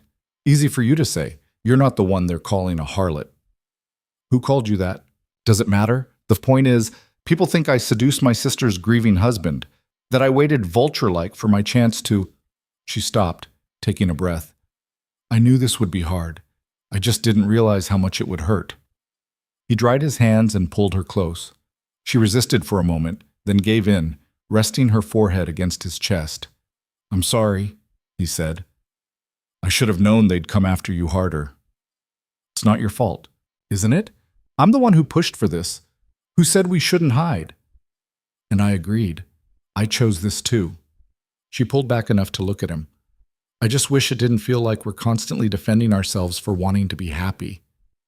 Maybe we stop defending, stop explaining, just live our lives and let them exhaust themselves talking. And if they don't exhaust themselves, if it gets worse, then we deal with it together. She studied his face, looking for something. You really don't care what they think, do you? I care that it hurts you, but their opinions? No. I stopped caring what Carson's Ridge thought about me when Emma left and they all had theories about why. Wasn't good enough for her? Too rough? Too isolated? Too... whatever. I learned then that people will think what they want regardless of truth. That's a lonely way to live. I was already lonely. At least now I'm lonely with someone. She almost smiled. That's possibly the least romantic thing anyone's ever said.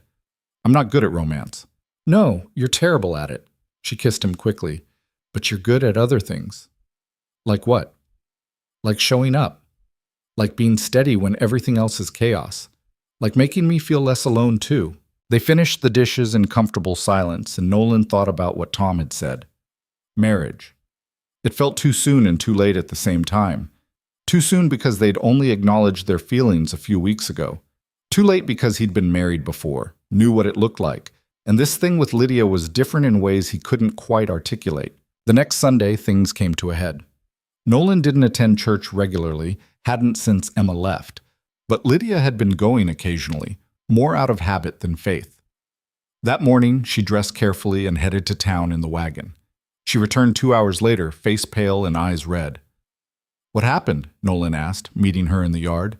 Reverend Miller gave a sermon about moral decay, about how the frontier was no excuse for abandoning civilized behavior, about how women who lived in sin set poor examples for the community. She climbed down from the wagon, movement stiff. He didn't name us specifically, didn't have to. Everyone knew who he meant. That's sanctimonious. It gets worse. After the service, a group of women approached me, led by Mrs. Henderson. They said if I valued my soul, I'd leave your ranch immediately and find respectable lodging, that my presence here was corrupting and scandalous. What did you say? I told them my soul was my own business. Then Mrs. Henderson said if I refused to leave, they'd have no choice but to consider me unwelcome in town. No credit at the general store, no business with the bank, no participation in community events. Nolan felt rage building, hot and sharp. They can't do that. They can, and they are. I'm being shunned, Nolan. Officially cut off. She laughed, but there was no humor in it. Like I'm Hester Prynne and this is Salem. We'll go to a different town, Stockton or Sacramento. We don't need Carson's Ridge. That's not the point. The point is they're trying to force me out, trying to make you choose between your livelihood and whatever this is we're doing. This isn't a choice. You stay. They can rot. It's not that simple. You do business with these people. You need the general store, the feed supplier, the bank. If they freeze you out too, but let them try. I've got money saved. We can manage. For how long? A few months? A year? And then what? We lose the ranch because we're too stubborn to bend? He grabbed her shoulders, making her look at him. Listen to me. I'm not losing you because some small-minded hypocrites can't handle us being together. I don't care if we have to travel 50 miles for supplies. I don't care if we have to sell half the herd. I don't care if we end up eating nothing but beans and hardtack. You stay." Tears spilled over, tracking down her cheeks. "Why are you fighting so hard for this?" "Because I'm tired of losing things that matter. Because you matter. Because this," he gestured between them, "this is the first real thing I've had in 5 years, and I'll be damned if I let them take it." She kissed him then, hard and desperate, and he kissed her back with everything he couldn't say. When they broke apart, she was crying harder, but she was also smiling. "Okay," she said. "Okay, we fight. We fight." That afternoon, Nolan rode into town alone. He went straight to Reverend Miller's house, a tidy structure near the church. The Reverend answered the door looking surprised and vaguely uncomfortable. "Mr. Kent, what can I do for you?" "You can keep my private life out of your sermons," Nolan said flatly. "You can tell Mrs. Henderson and her ladies' committee that Lydia Davenport is under my protection, and anyone who mistreats her answers to me. And you can remember that the frontier doesn't run on your moral authority. It runs on people being decent to each other." "I'm not sure what you're referring to." "Don't insult me. You know exactly what I'm referring to. You stood in your pulpit and condemned a woman who's done nothing but survive her sister's death and try to build a life. You sided with gossips and busybodies instead of showing the compassion your faith supposedly teaches." The Reverend stiffened. "The church has standards. When people live in ways that contradict those standards— Miss Davenport lives in my barn, separate quarters. We run a ranch together. If that offends your standards, that's your problem, not ours." The appearance of impropriety is not the same as actual impropriety. And even if we were living exactly how your busy minds imagine, it's still none of your concern. We're not children. We don't need your permission or your approval. "Mr. Kent, I understand you're grieving your wife." "Don't!" The word came out sharp. "Don't use Emma to justify your judgment. She's gone. I'm here. Lydia's here. And what we do with our lives from this point forward is our business." Reverend Miller was quiet for a moment. "What would you have me do?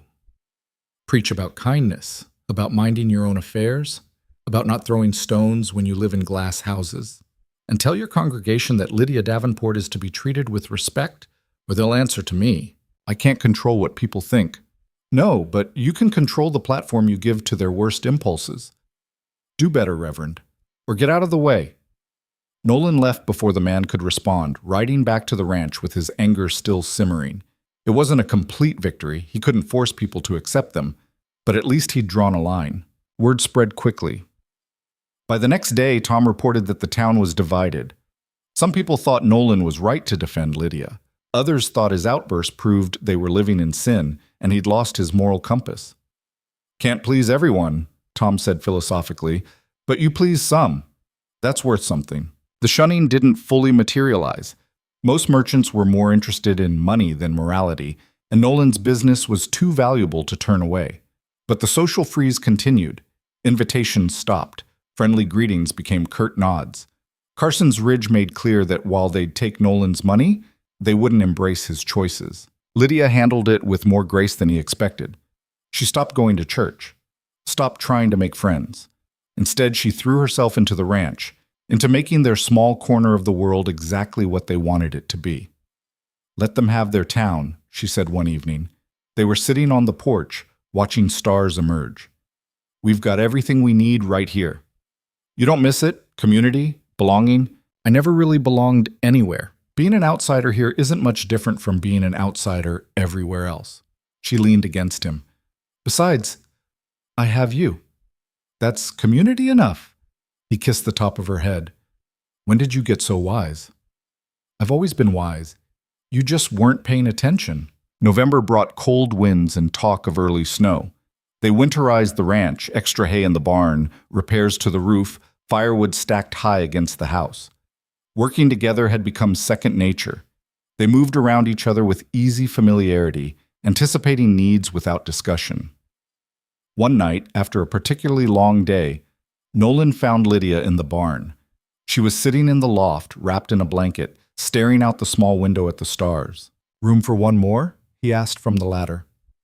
"Always." He climbed up and settled beside her.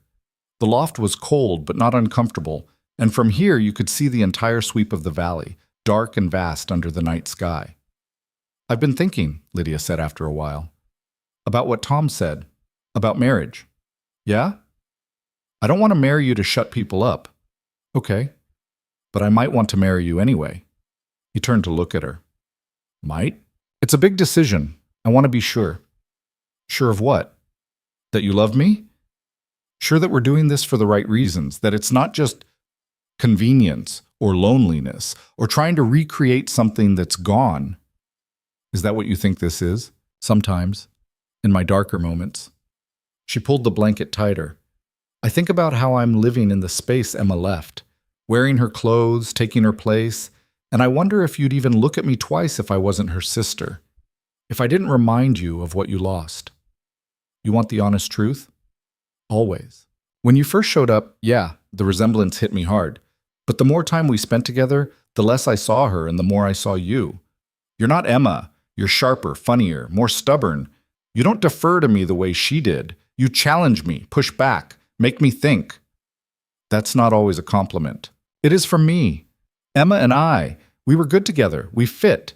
But looking back, I think we were both playing roles. She was the dutiful wife. I was the strong provider. We never really fought, never really disagreed because we were both too busy being what we thought we should be." "And with me?" "With you, I don't have to pretend. I can be frustrated or angry or confused, and you don't crumble. You give it right back. We're equals in a way Emma and I never were." Lydia was quiet, processing that. "Do you think she knew that the marriage wasn't completely real?" "I think she knew something was off. That's probably part of why she left. She couldn't maintain the performance anymore." "That's sad." "Yeah, but it's also freeing, because with you, I don't have to perform. I can just be myself, flawed and imperfect and trying to figure things out. And you do the same. That's worth more than whatever Carson's Ridge thinks about us." She leaned her head on his shoulder. "I do love you, you know. I fought it for a long time because it felt wrong. But I love you." "I love you too. So maybe we should get married, not because of the town, because we want to build something permanent together." "Is that a proposal?" "I think it might be." He shifted so he could see her face.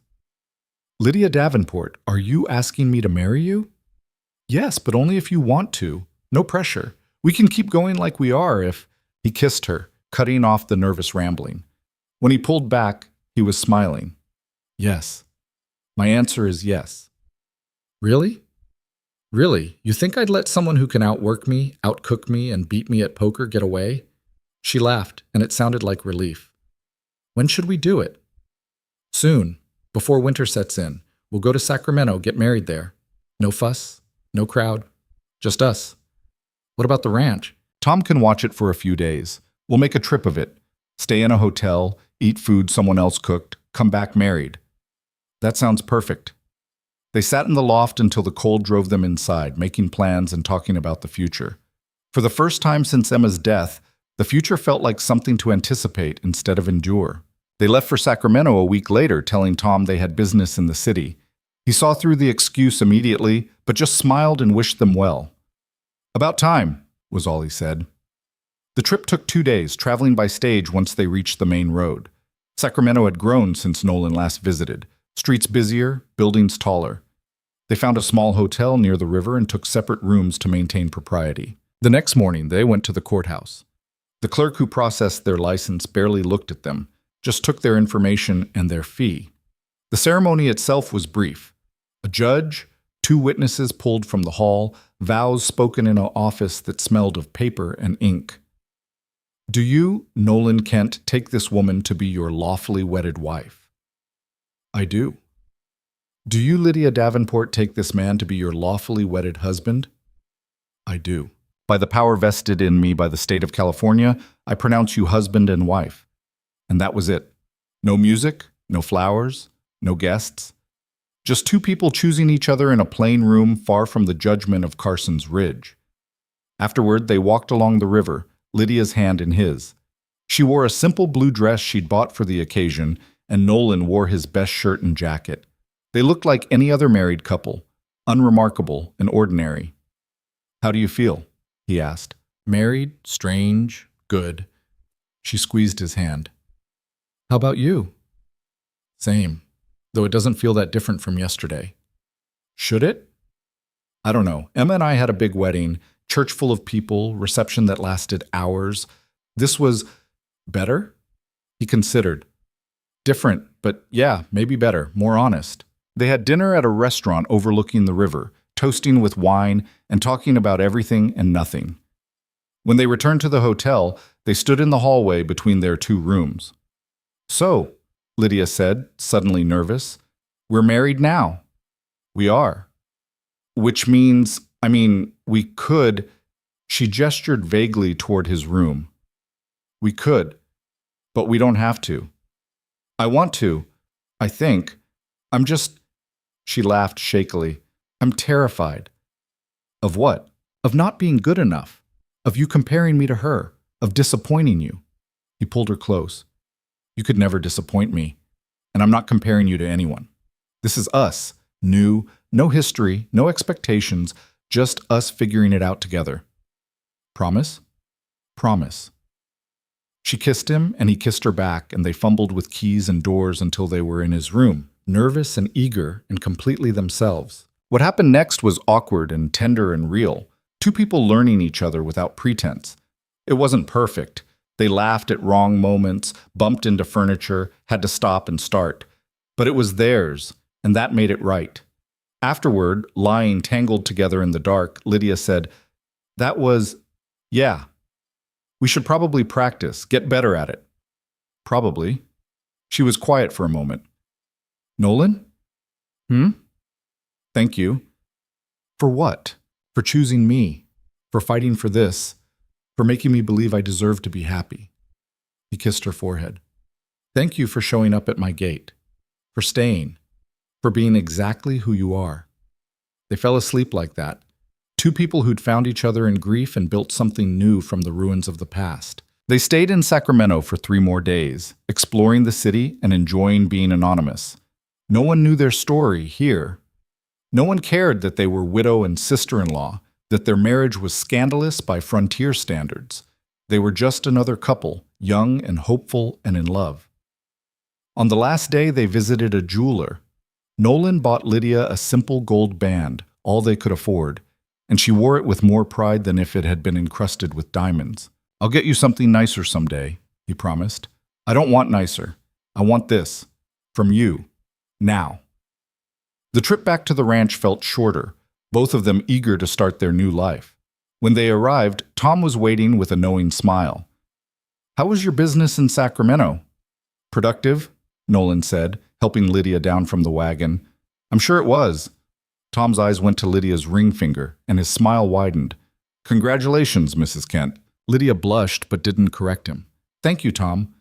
Ranch is in good shape. Cattle are fine. No problems to report. Thanks for watching things. Anytime.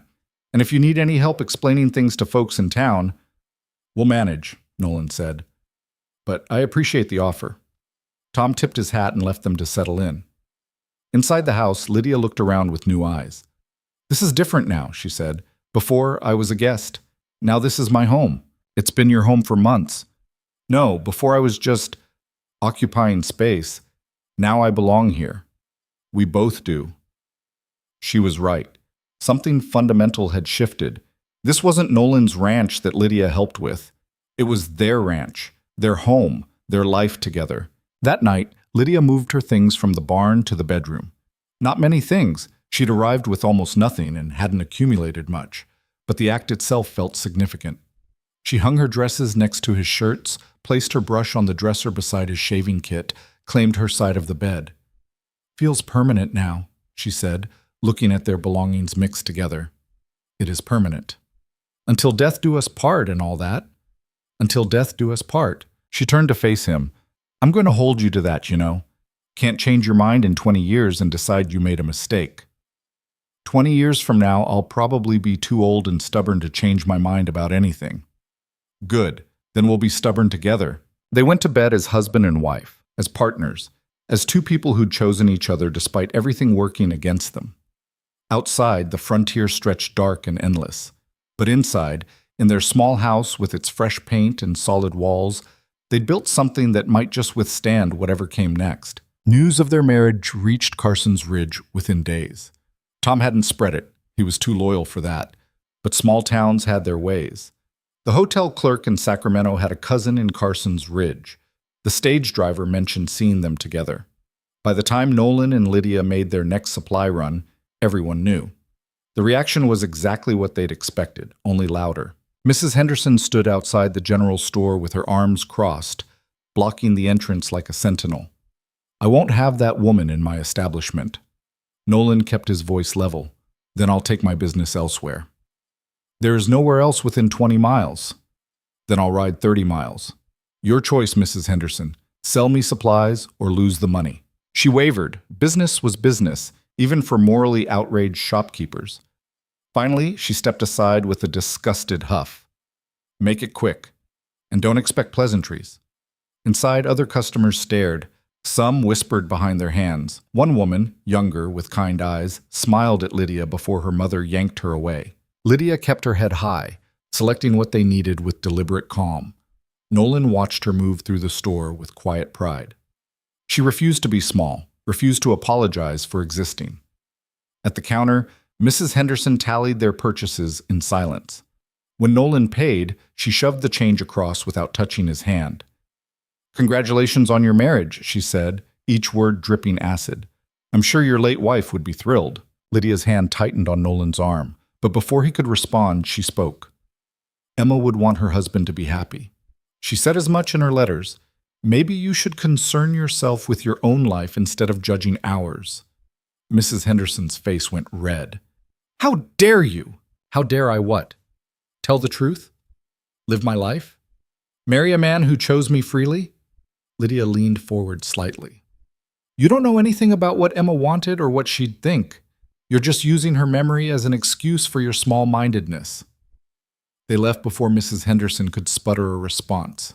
Outside, Nolan let out a breath he hadn't known he was holding. "That was something," he said. "I'm tired of being quiet. Tired of letting them make me feel ashamed." Lydia climbed into the wagon. "We didn't do anything wrong. If they can't see that, it's their problem, not ours." "When did you get so fierce?" "I've always been fierce. You just didn't notice before." He kissed her right there on the main street, in full view of anyone watching. Let them see. Let them talk. This was his wife, and he wasn't hiding her. The winter that followed was hard in some ways, easier in others. The social isolation continued. No invitations, no friendly visits, no community gatherings. But within the walls of their ranch, Nolan and Lydia built something solid. They fell into rhythms that felt ancient and new at once. Morning coffee shared in comfortable silence. Work divided by skill rather than gender. Lydia proved better with the horses. Nolan better with the cattle. Evenings spent reading or talking or simply existing in the same space. The intimacy deepened. Not just physical, though that continued to surprise them both with its intensity, but emotional. They learned each other's patterns, Lydia's tendency to withdraw when overwhelmed, Nolan's habit of going quiet when worried. They learned to navigate the rough patches without retreating. "You're doing that thing again," Lydia said one evening. They were finishing dinner and Nolan had been silent for 20 minutes. "What thing?" "The brooding thing, where you disappear into your head and leave me wondering if I did something wrong." He set his fork down. "You didn't do anything wrong. I'm just thinking." "About what?" "Money. We need to expand the herd, but that takes capital we don't have. And with Mrs. Henderson making things difficult, we're spending more on supplies than we should. So we find another solution. We always do." "How? We're already working every angle I know." She was quiet for a moment, then said, "What about horses?" "What about them?" "You said I'm good with them. What if we bred them, sold them? The Army's always buying horses, and they pay well." Nolan considered it. "That's not a bad idea. We'd need a decent stallion, some good mares, but it's possible. So we make it possible." She reached across the table, taking his hand. "We're partners, remember? You don't have to carry everything alone." "I'm not used to that, sharing the weight." "I know. But you're learning." She was right. He was learning to ask for help, to accept that he didn't have all the answers, to trust that together they could figure things out. By spring, They'd acquired 3 mares and a stallion. Nothing fancy, but solid stock with good lines. Lydia took charge of the breeding program, studying books she ordered from San Francisco, talking to horse traders who passed through, learning everything she could. Nolan watched her come alive in a way he hadn't seen before. This was hers, not something she'd inherited or fallen into, but something she'd chosen and built. The horses responded to her with a trust they didn't show him, and he understood why. She was patient where he was forceful, gentle where he was firm. "You're good at this," he told her one afternoon. She was working with a young mare, getting her comfortable with the saddle. "I like it. It's like, I don't know, like solving a puzzle, but the pieces are alive and have opinions." "You thinking about expanding? Making this a real business?" "Maybe, if it works. If we can make enough to justify it." She stroked the mare's neck. "I like the idea of building something that's ours. Not something we inherited or took over, something we created. We could use a name for the ranch. It's always just been the Kent place, but if we're building something bigger, what about Davenport Kent Ranch?" Lydia suggested. "Combines both our names, shows it's a partnership." "People will talk. Say you're putting yourself equal to me." "Good. I am equal to you." He laughed. "Davenport Kent Ranch it is." They had a sign made in Stockton, avoiding Carson's Ridge entirely. Tom helped them install it at the main gate, a simple wooden sign with the name burned into the wood. Standing back to look at it, Nolan felt something shift. This wasn't just his ranch anymore. It was theirs. A new legacy they were building together. The horses started selling that summer. Not for huge money, but enough to make a difference. Word spread that the Davenport Kent Ranch had quality stock, and buyers started coming from farther away. People who didn't care about Carson's Ridge gossip, only about getting good animals. With the extra income, they hired another hand, a young man named Jesse who'd grown up on a horse farm in Kentucky. He was quiet, competent, and completely uninterested in their personal lives. Perfect. By the end of their first year of marriage, the ranch was thriving. Not wealthy, not by a long shot, but stable. Growing. Successful enough that even Carson's Ridge had to grudgingly acknowledge it. The town's attitude shifted slowly. Not everyone warmed to them. Mrs. Henderson remained hostile until the day she died. But others softened. The young woman who'd smiled at Lydia in the general store started greeting her openly. The feed supplier stopped making snide comments. Even Reverend Miller nodded politely when they passed on the street. "We're becoming respectable," Lydia observed one day. They were in town for supplies and 3 different people had been civil to them. "You sound disappointed." "Not disappointed, just amused. We didn't change. They did. Or rather, they got tired of being angry. People are like that. Outrage is exhausting. Eventually they move on to the next scandal." "Think we'll ever be fully accepted?" "Does it matter?" She thought about it. "No, I suppose it doesn't. We've got everything we need without their approval." But acceptance came anyway, in small increments. An invitation to a barn raising, not from the church ladies, but from a newer family who didn't carry the same baggage. A friendly conversation at the feed store. A wave from someone passing on the road. They didn't need it, but it was nice. Made life easier in small ways. 2 years into their marriage, on a warm May evening, Lydia told Nolan she was pregnant. They were sitting on the porch, watching the sun set over the valley. She'd been quiet all day, and he'd learned to recognize when she was working up to something. "I need to tell you something," she said finally. "Okay." "I'm pregnant. About 2 months, I think. Maybe 3. The words took a moment to register. When they did, Nolan felt something huge and terrifying and wonderful open up in his chest. "You're sure?" "As sure as I can be without seeing a doctor. But all the signs are there." "How do you feel about it?"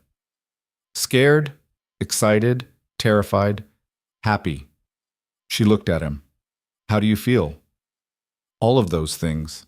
And also," he struggled to find the words, "like everything just became real in a way it wasn't before." "It's been real." "I know, but this is different. We're making something entirely new. Not fixing what was broken or building on what existed. Something completely ours." She took his hand, placed it on her still flat stomach. "Ours." They sat like that as darkness fell, both of them thinking about the future. A child. A family. a legacy that would outlive them both. The pregnancy was hard. Lydia was sick for months, unable to keep much food down. She lost weight instead of gaining it, and Nolan worried constantly. They brought in a doctor from Stockton who assured them this was normal for some women, that as long as she stayed hydrated, the baby would be fine. Easy for him to say, Lydia muttered after the doctor left. He's not the one vomiting 6 times a day. What can I do? Nothing. Just be patient with me. I'm not good at being weak. You're not weak. You're growing a human. That's the opposite of weak. She smiled despite her misery. Keep telling me that. He did. Every day, every moment when she felt discouraged, he reminded her how strong she was, how much he admired her, how grateful he was that she was willing to go through this. The sickness passed around the 5th month, and Lydia bloomed. Her energy returned, her appetite with it. She worked alongside Nolan until the day her balance got too uncertain, then transitioned to lighter tasks. The horses still responded to her voice even when she couldn't ride them anymore. They prepared for the baby together.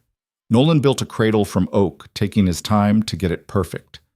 Lydia sewed tiny clothes, her stitches careful and precise. They cleared out the storage room and turned it into a nursery, painting the walls a soft yellow.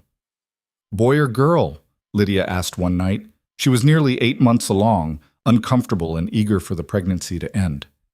Don't care, as long as they're healthy. Come on, you must have a preference. Honestly? No. Boy, girl, doesn't matter. They'll be ours, that's enough.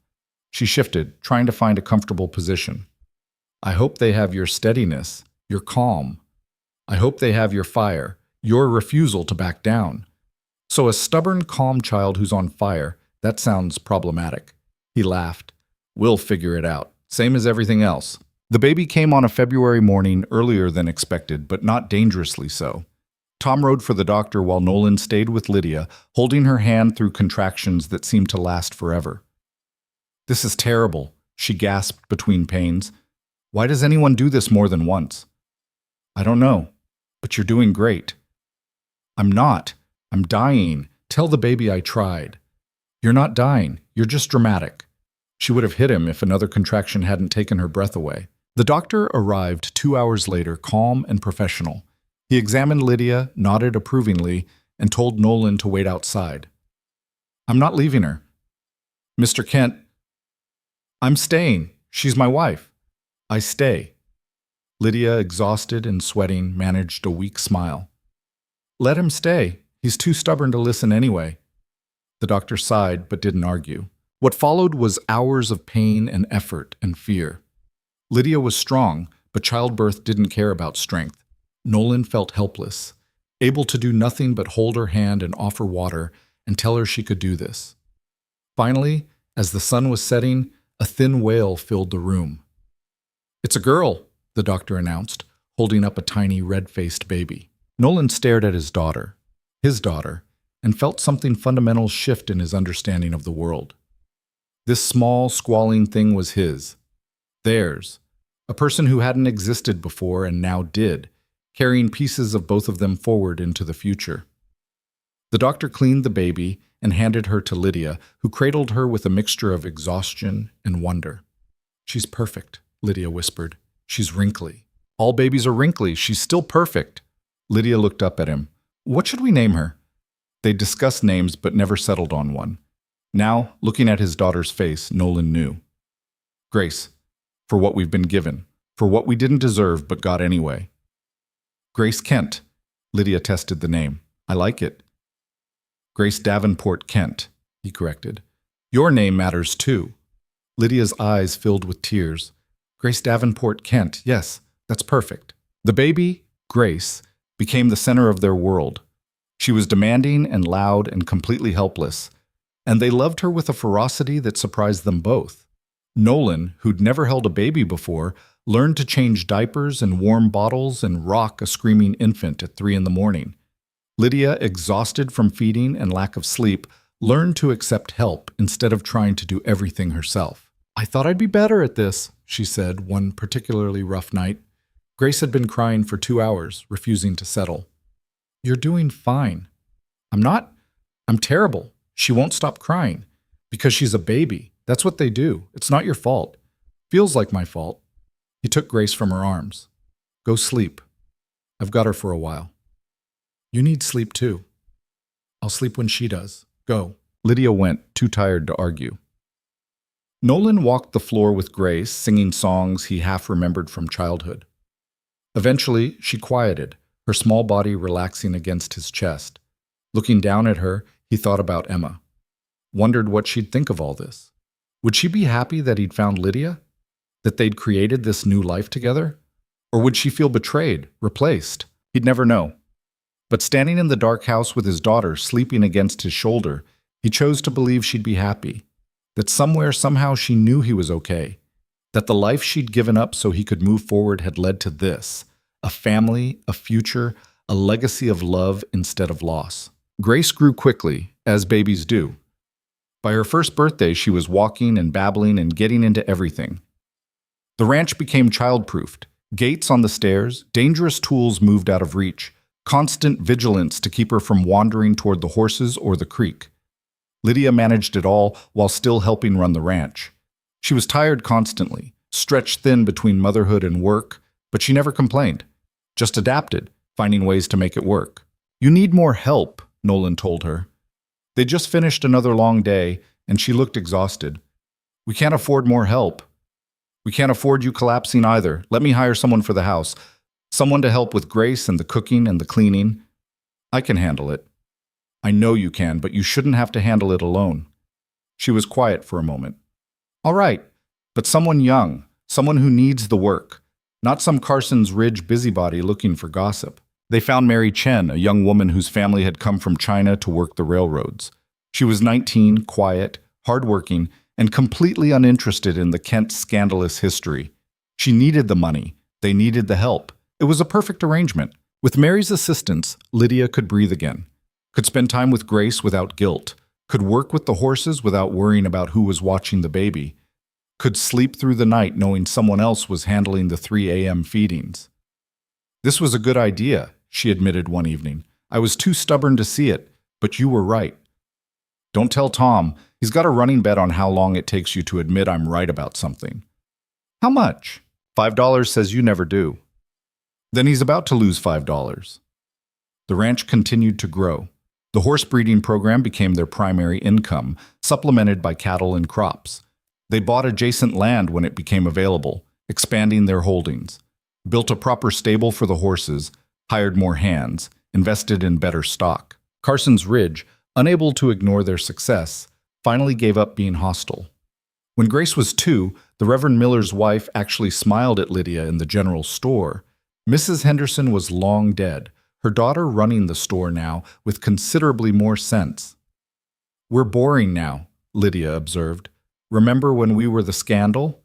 You miss it? Not even a little. Boring is good. Boring is what we earned. One evening, when Grace was 3 years old, Lydia found Emma's letters in the chest where they'd been stored. She brought them to Nolan, who was in his office going over accounts. What should we do with these? She asked. He looked at the stack of letters, weathered and yellowing now. I don't know. Why? Because Grace will grow up eventually. She'll ask about Emma, about how we got together, and these letters, they're part of the story. You want to save them for her? I think we should. Not to burden her with the past, but so she understands. So she knows that love isn't simple, that people aren't perfect, that sometimes the messiest stories lead to the best outcomes. Nolan took the letters, handling them carefully. She'll have questions about why her father married her mother's sister, about whether it was wrong, and we'll answer honestly, tell her the truth, that we made choices that felt right to us, even when the world said they weren't, that we chose love over fear, honesty over approval, that we built something good from something broken. You think that's enough to explain it? I think it's all we have. The truth, messy as it is, she sat on the edge of his desk. Grace will make her own judgments when she's older, but at least she'll know we didn't lie to her, didn't prettify the past to make ourselves look better. All right, we save them. And when she's old enough, we tell her everything. They put the letters back in the chest along with other documents. Their marriage certificate, the ranch deed, photographs they'd had taken in Sacramento, a record of their life together, imperfect and real. Years passed. Grace grew into a bright, curious child who loved the horses and asked endless questions about everything. They had two more children, a son they named Thomas after Tom Breslin, who'd become like family, and another daughter they named Sarah after Lydia's mother. The ranch prospered. The Davenport Kent name became known throughout California for quality horses. They employed 12 people full-time, provided good wages, treated their workers with respect. The business Nolan and Lydia had built together became something they could be proud of. Carson's Ridge, meanwhile, had grown into a proper town.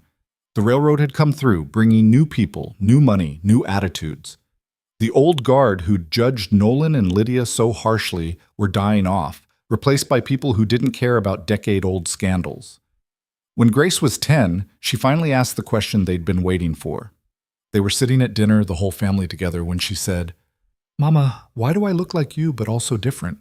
Lydia glanced at Nolan, then back at Grace. "What do you mean, sweetheart?" "Jenny Henderson said I have Aunt Emma's eyes, but Aunt Emma is dead. How can I have her eyes if I never met her?"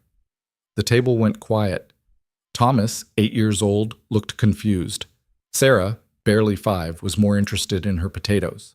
"Aunt Emma was my sister," Lydia said carefully, "and she was your father's first wife before he married me.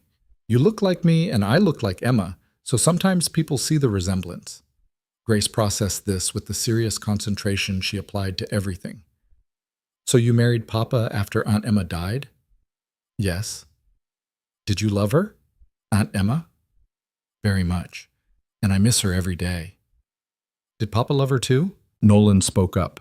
"Yes, I loved Emma, and when she died I was very sad. But then your mother came to help me, and over time we fell in love too. People can love more than once, Grace. The heart's bigger than we think. Jenny Henderson's mama says you married too fast after Aunt Emma died, that it wasn't proper." There it was. The judgment passed down through generations, reaching their daughter's ears. "Mrs. Henderson doesn't know our story," Lydia said, "and she doesn't need to. What matters is that your father and I chose each other, built this life together, and had you and your brother and sister. That's the story that matters." "But was it wrong? What you did?" Nolan and Lydia looked at each other, years of shared history in that glance. "Some people thought so," Nolan said. "Some people still do. But your mother and I don't think it was wrong. We think it was hard and complicated and sometimes painful, but ultimately right.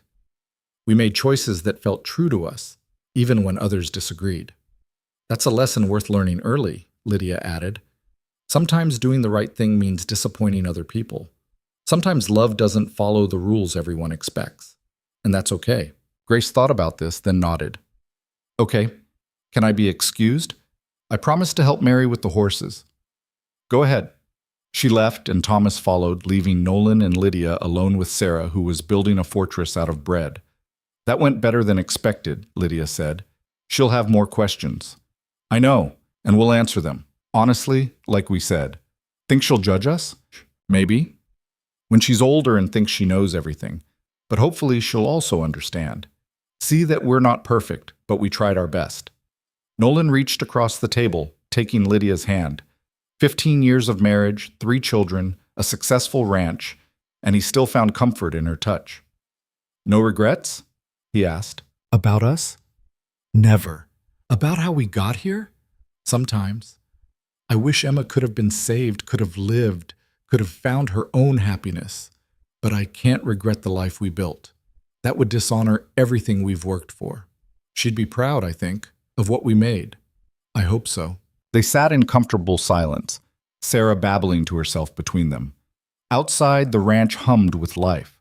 Horses in the stable, workers finishing evening chores, the land they'd fought so hard to keep thriving under their care.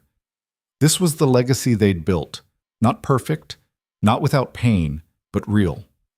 A family forged from loss, a business built on partnership, a love that had survived judgment and doubt to become something unshakable. On Nolan's 40th birthday, they threw a party at the ranch. Not a huge affair, but significant. Workers and their families, a few friends from town, Tom and his new wife, Mary, and her husband. The yard was filled with tables, music, laughter. Grace, now 14, helped serve food alongside her siblings. She'd grown into a capable young woman, confident and kind, with Emma's eyes and Lydia's determination. Watching her move through the crowd, Nolan felt a surge of gratitude so strong it nearly knocked him over. Lydia appeared at his side, slipping her hand into his. "What are you thinking?" "That we did it. Built something that lasts." "We did." She leaned against him. "Think this is what Emma meant? In her letters, when she said she wanted you to be happy." "I think this is beyond what anyone could have imagined. But yeah, I think she'd approve." The party continued into the evening. As the sun set, painting the valley in shades of gold and red, Nolan stood with Lydia and watched their children play with the other kids. Watched Tom laugh at something Jesse said. Watched Mary's children chase each other around the oak tree. This was what they'd fought for. Not acceptance from Carson's Ridge, though that had come. Not wealth, though they had enough. But this, community built on their own terms, family that chose each other every day, a legacy that would outlive them both. "Nolan," Lydia said quietly, "thank you." "For what?" "For not giving up. On yourself. On us. On the possibility that broken things can become something new. You did that. You showed up when I was barely living and reminded me what life could be. We did it together. That's the point." He kissed her forehead, and they stood like that as darkness fell, surrounded by the life they'd built from grief and determination and love that refused to follow anyone's rules but their own. Years later, when Nolan was 60 and Lydia 53, they sat on the same porch where they'd spent so many evenings. The ranch was run mostly by Grace now, who'd taken to it with a passion that surprised no one. Thomas was studying law in San Francisco, and Sarah had married a banker from Sacramento. "We got old," Lydia observed. Her hair was more gray than dark now, and Nolan's had gone completely white. "Speak for yourself. I'm distinguished." "You're ancient," says the woman who can barely get out of her chair without groaning. "That's just my knees. They're old. The rest of me is fine." They fell into comfortable silence, watching the sun set over land they'd worked for decades. The ranch had changed, expanded, modernized, improved, but the core remained the same. A place built by two people who'd refused to let the past dictate their future. "Do you ever think about her?" Lydia asked. "Emma? Sometimes. Less than I used to. More kindly than I did at first." "Me too. I used to feel guilty about that. Like forgetting her meant she didn't matter. But I've learned that's not how it works. She mattered. She still matters. But life keeps moving, and we move with it." "You think she's somewhere watching this, seeing what we built?" "I don't know, maybe. If she is, I hope she's proud. Hope she knows we didn't waste the chance she gave us." Nolan pulled her close, and she settled against him with the ease of decades of practice. "We didn't waste anything. We lived, fully, messily, honestly. That's all anyone can do. It's enough. Yeah, it's enough." They sat until the stars came out, two people who'd found each other in the aftermath of loss and built a life that neither could have imagined. Not perfect. There had been fights and failures and moments of doubt, but theirs, real, lasting. And when the end came, years later, they went knowing they'd done what so few people manage. They'd taken broken pieces and forged them into something whole. They'd chosen love over fear, truth over approval, partnership over convention. They'd lived. And in the end, that was the only legacy that mattered. The ranch still stands today, run by descendants who carry both the Davenport and Kent names. The sign at the gate is new, but the words remain the same. Inside the main house, in a cedar chest in the upstairs bedroom, Emma's letters are preserved, a reminder that love isn't simple, that people are complicated, and that the best stories are the ones where imperfect people refuse to give up on each other. Nolan and Lydia's graves sit side by side on a hill overlooking the valley, under the shade of an oak tree they planted together.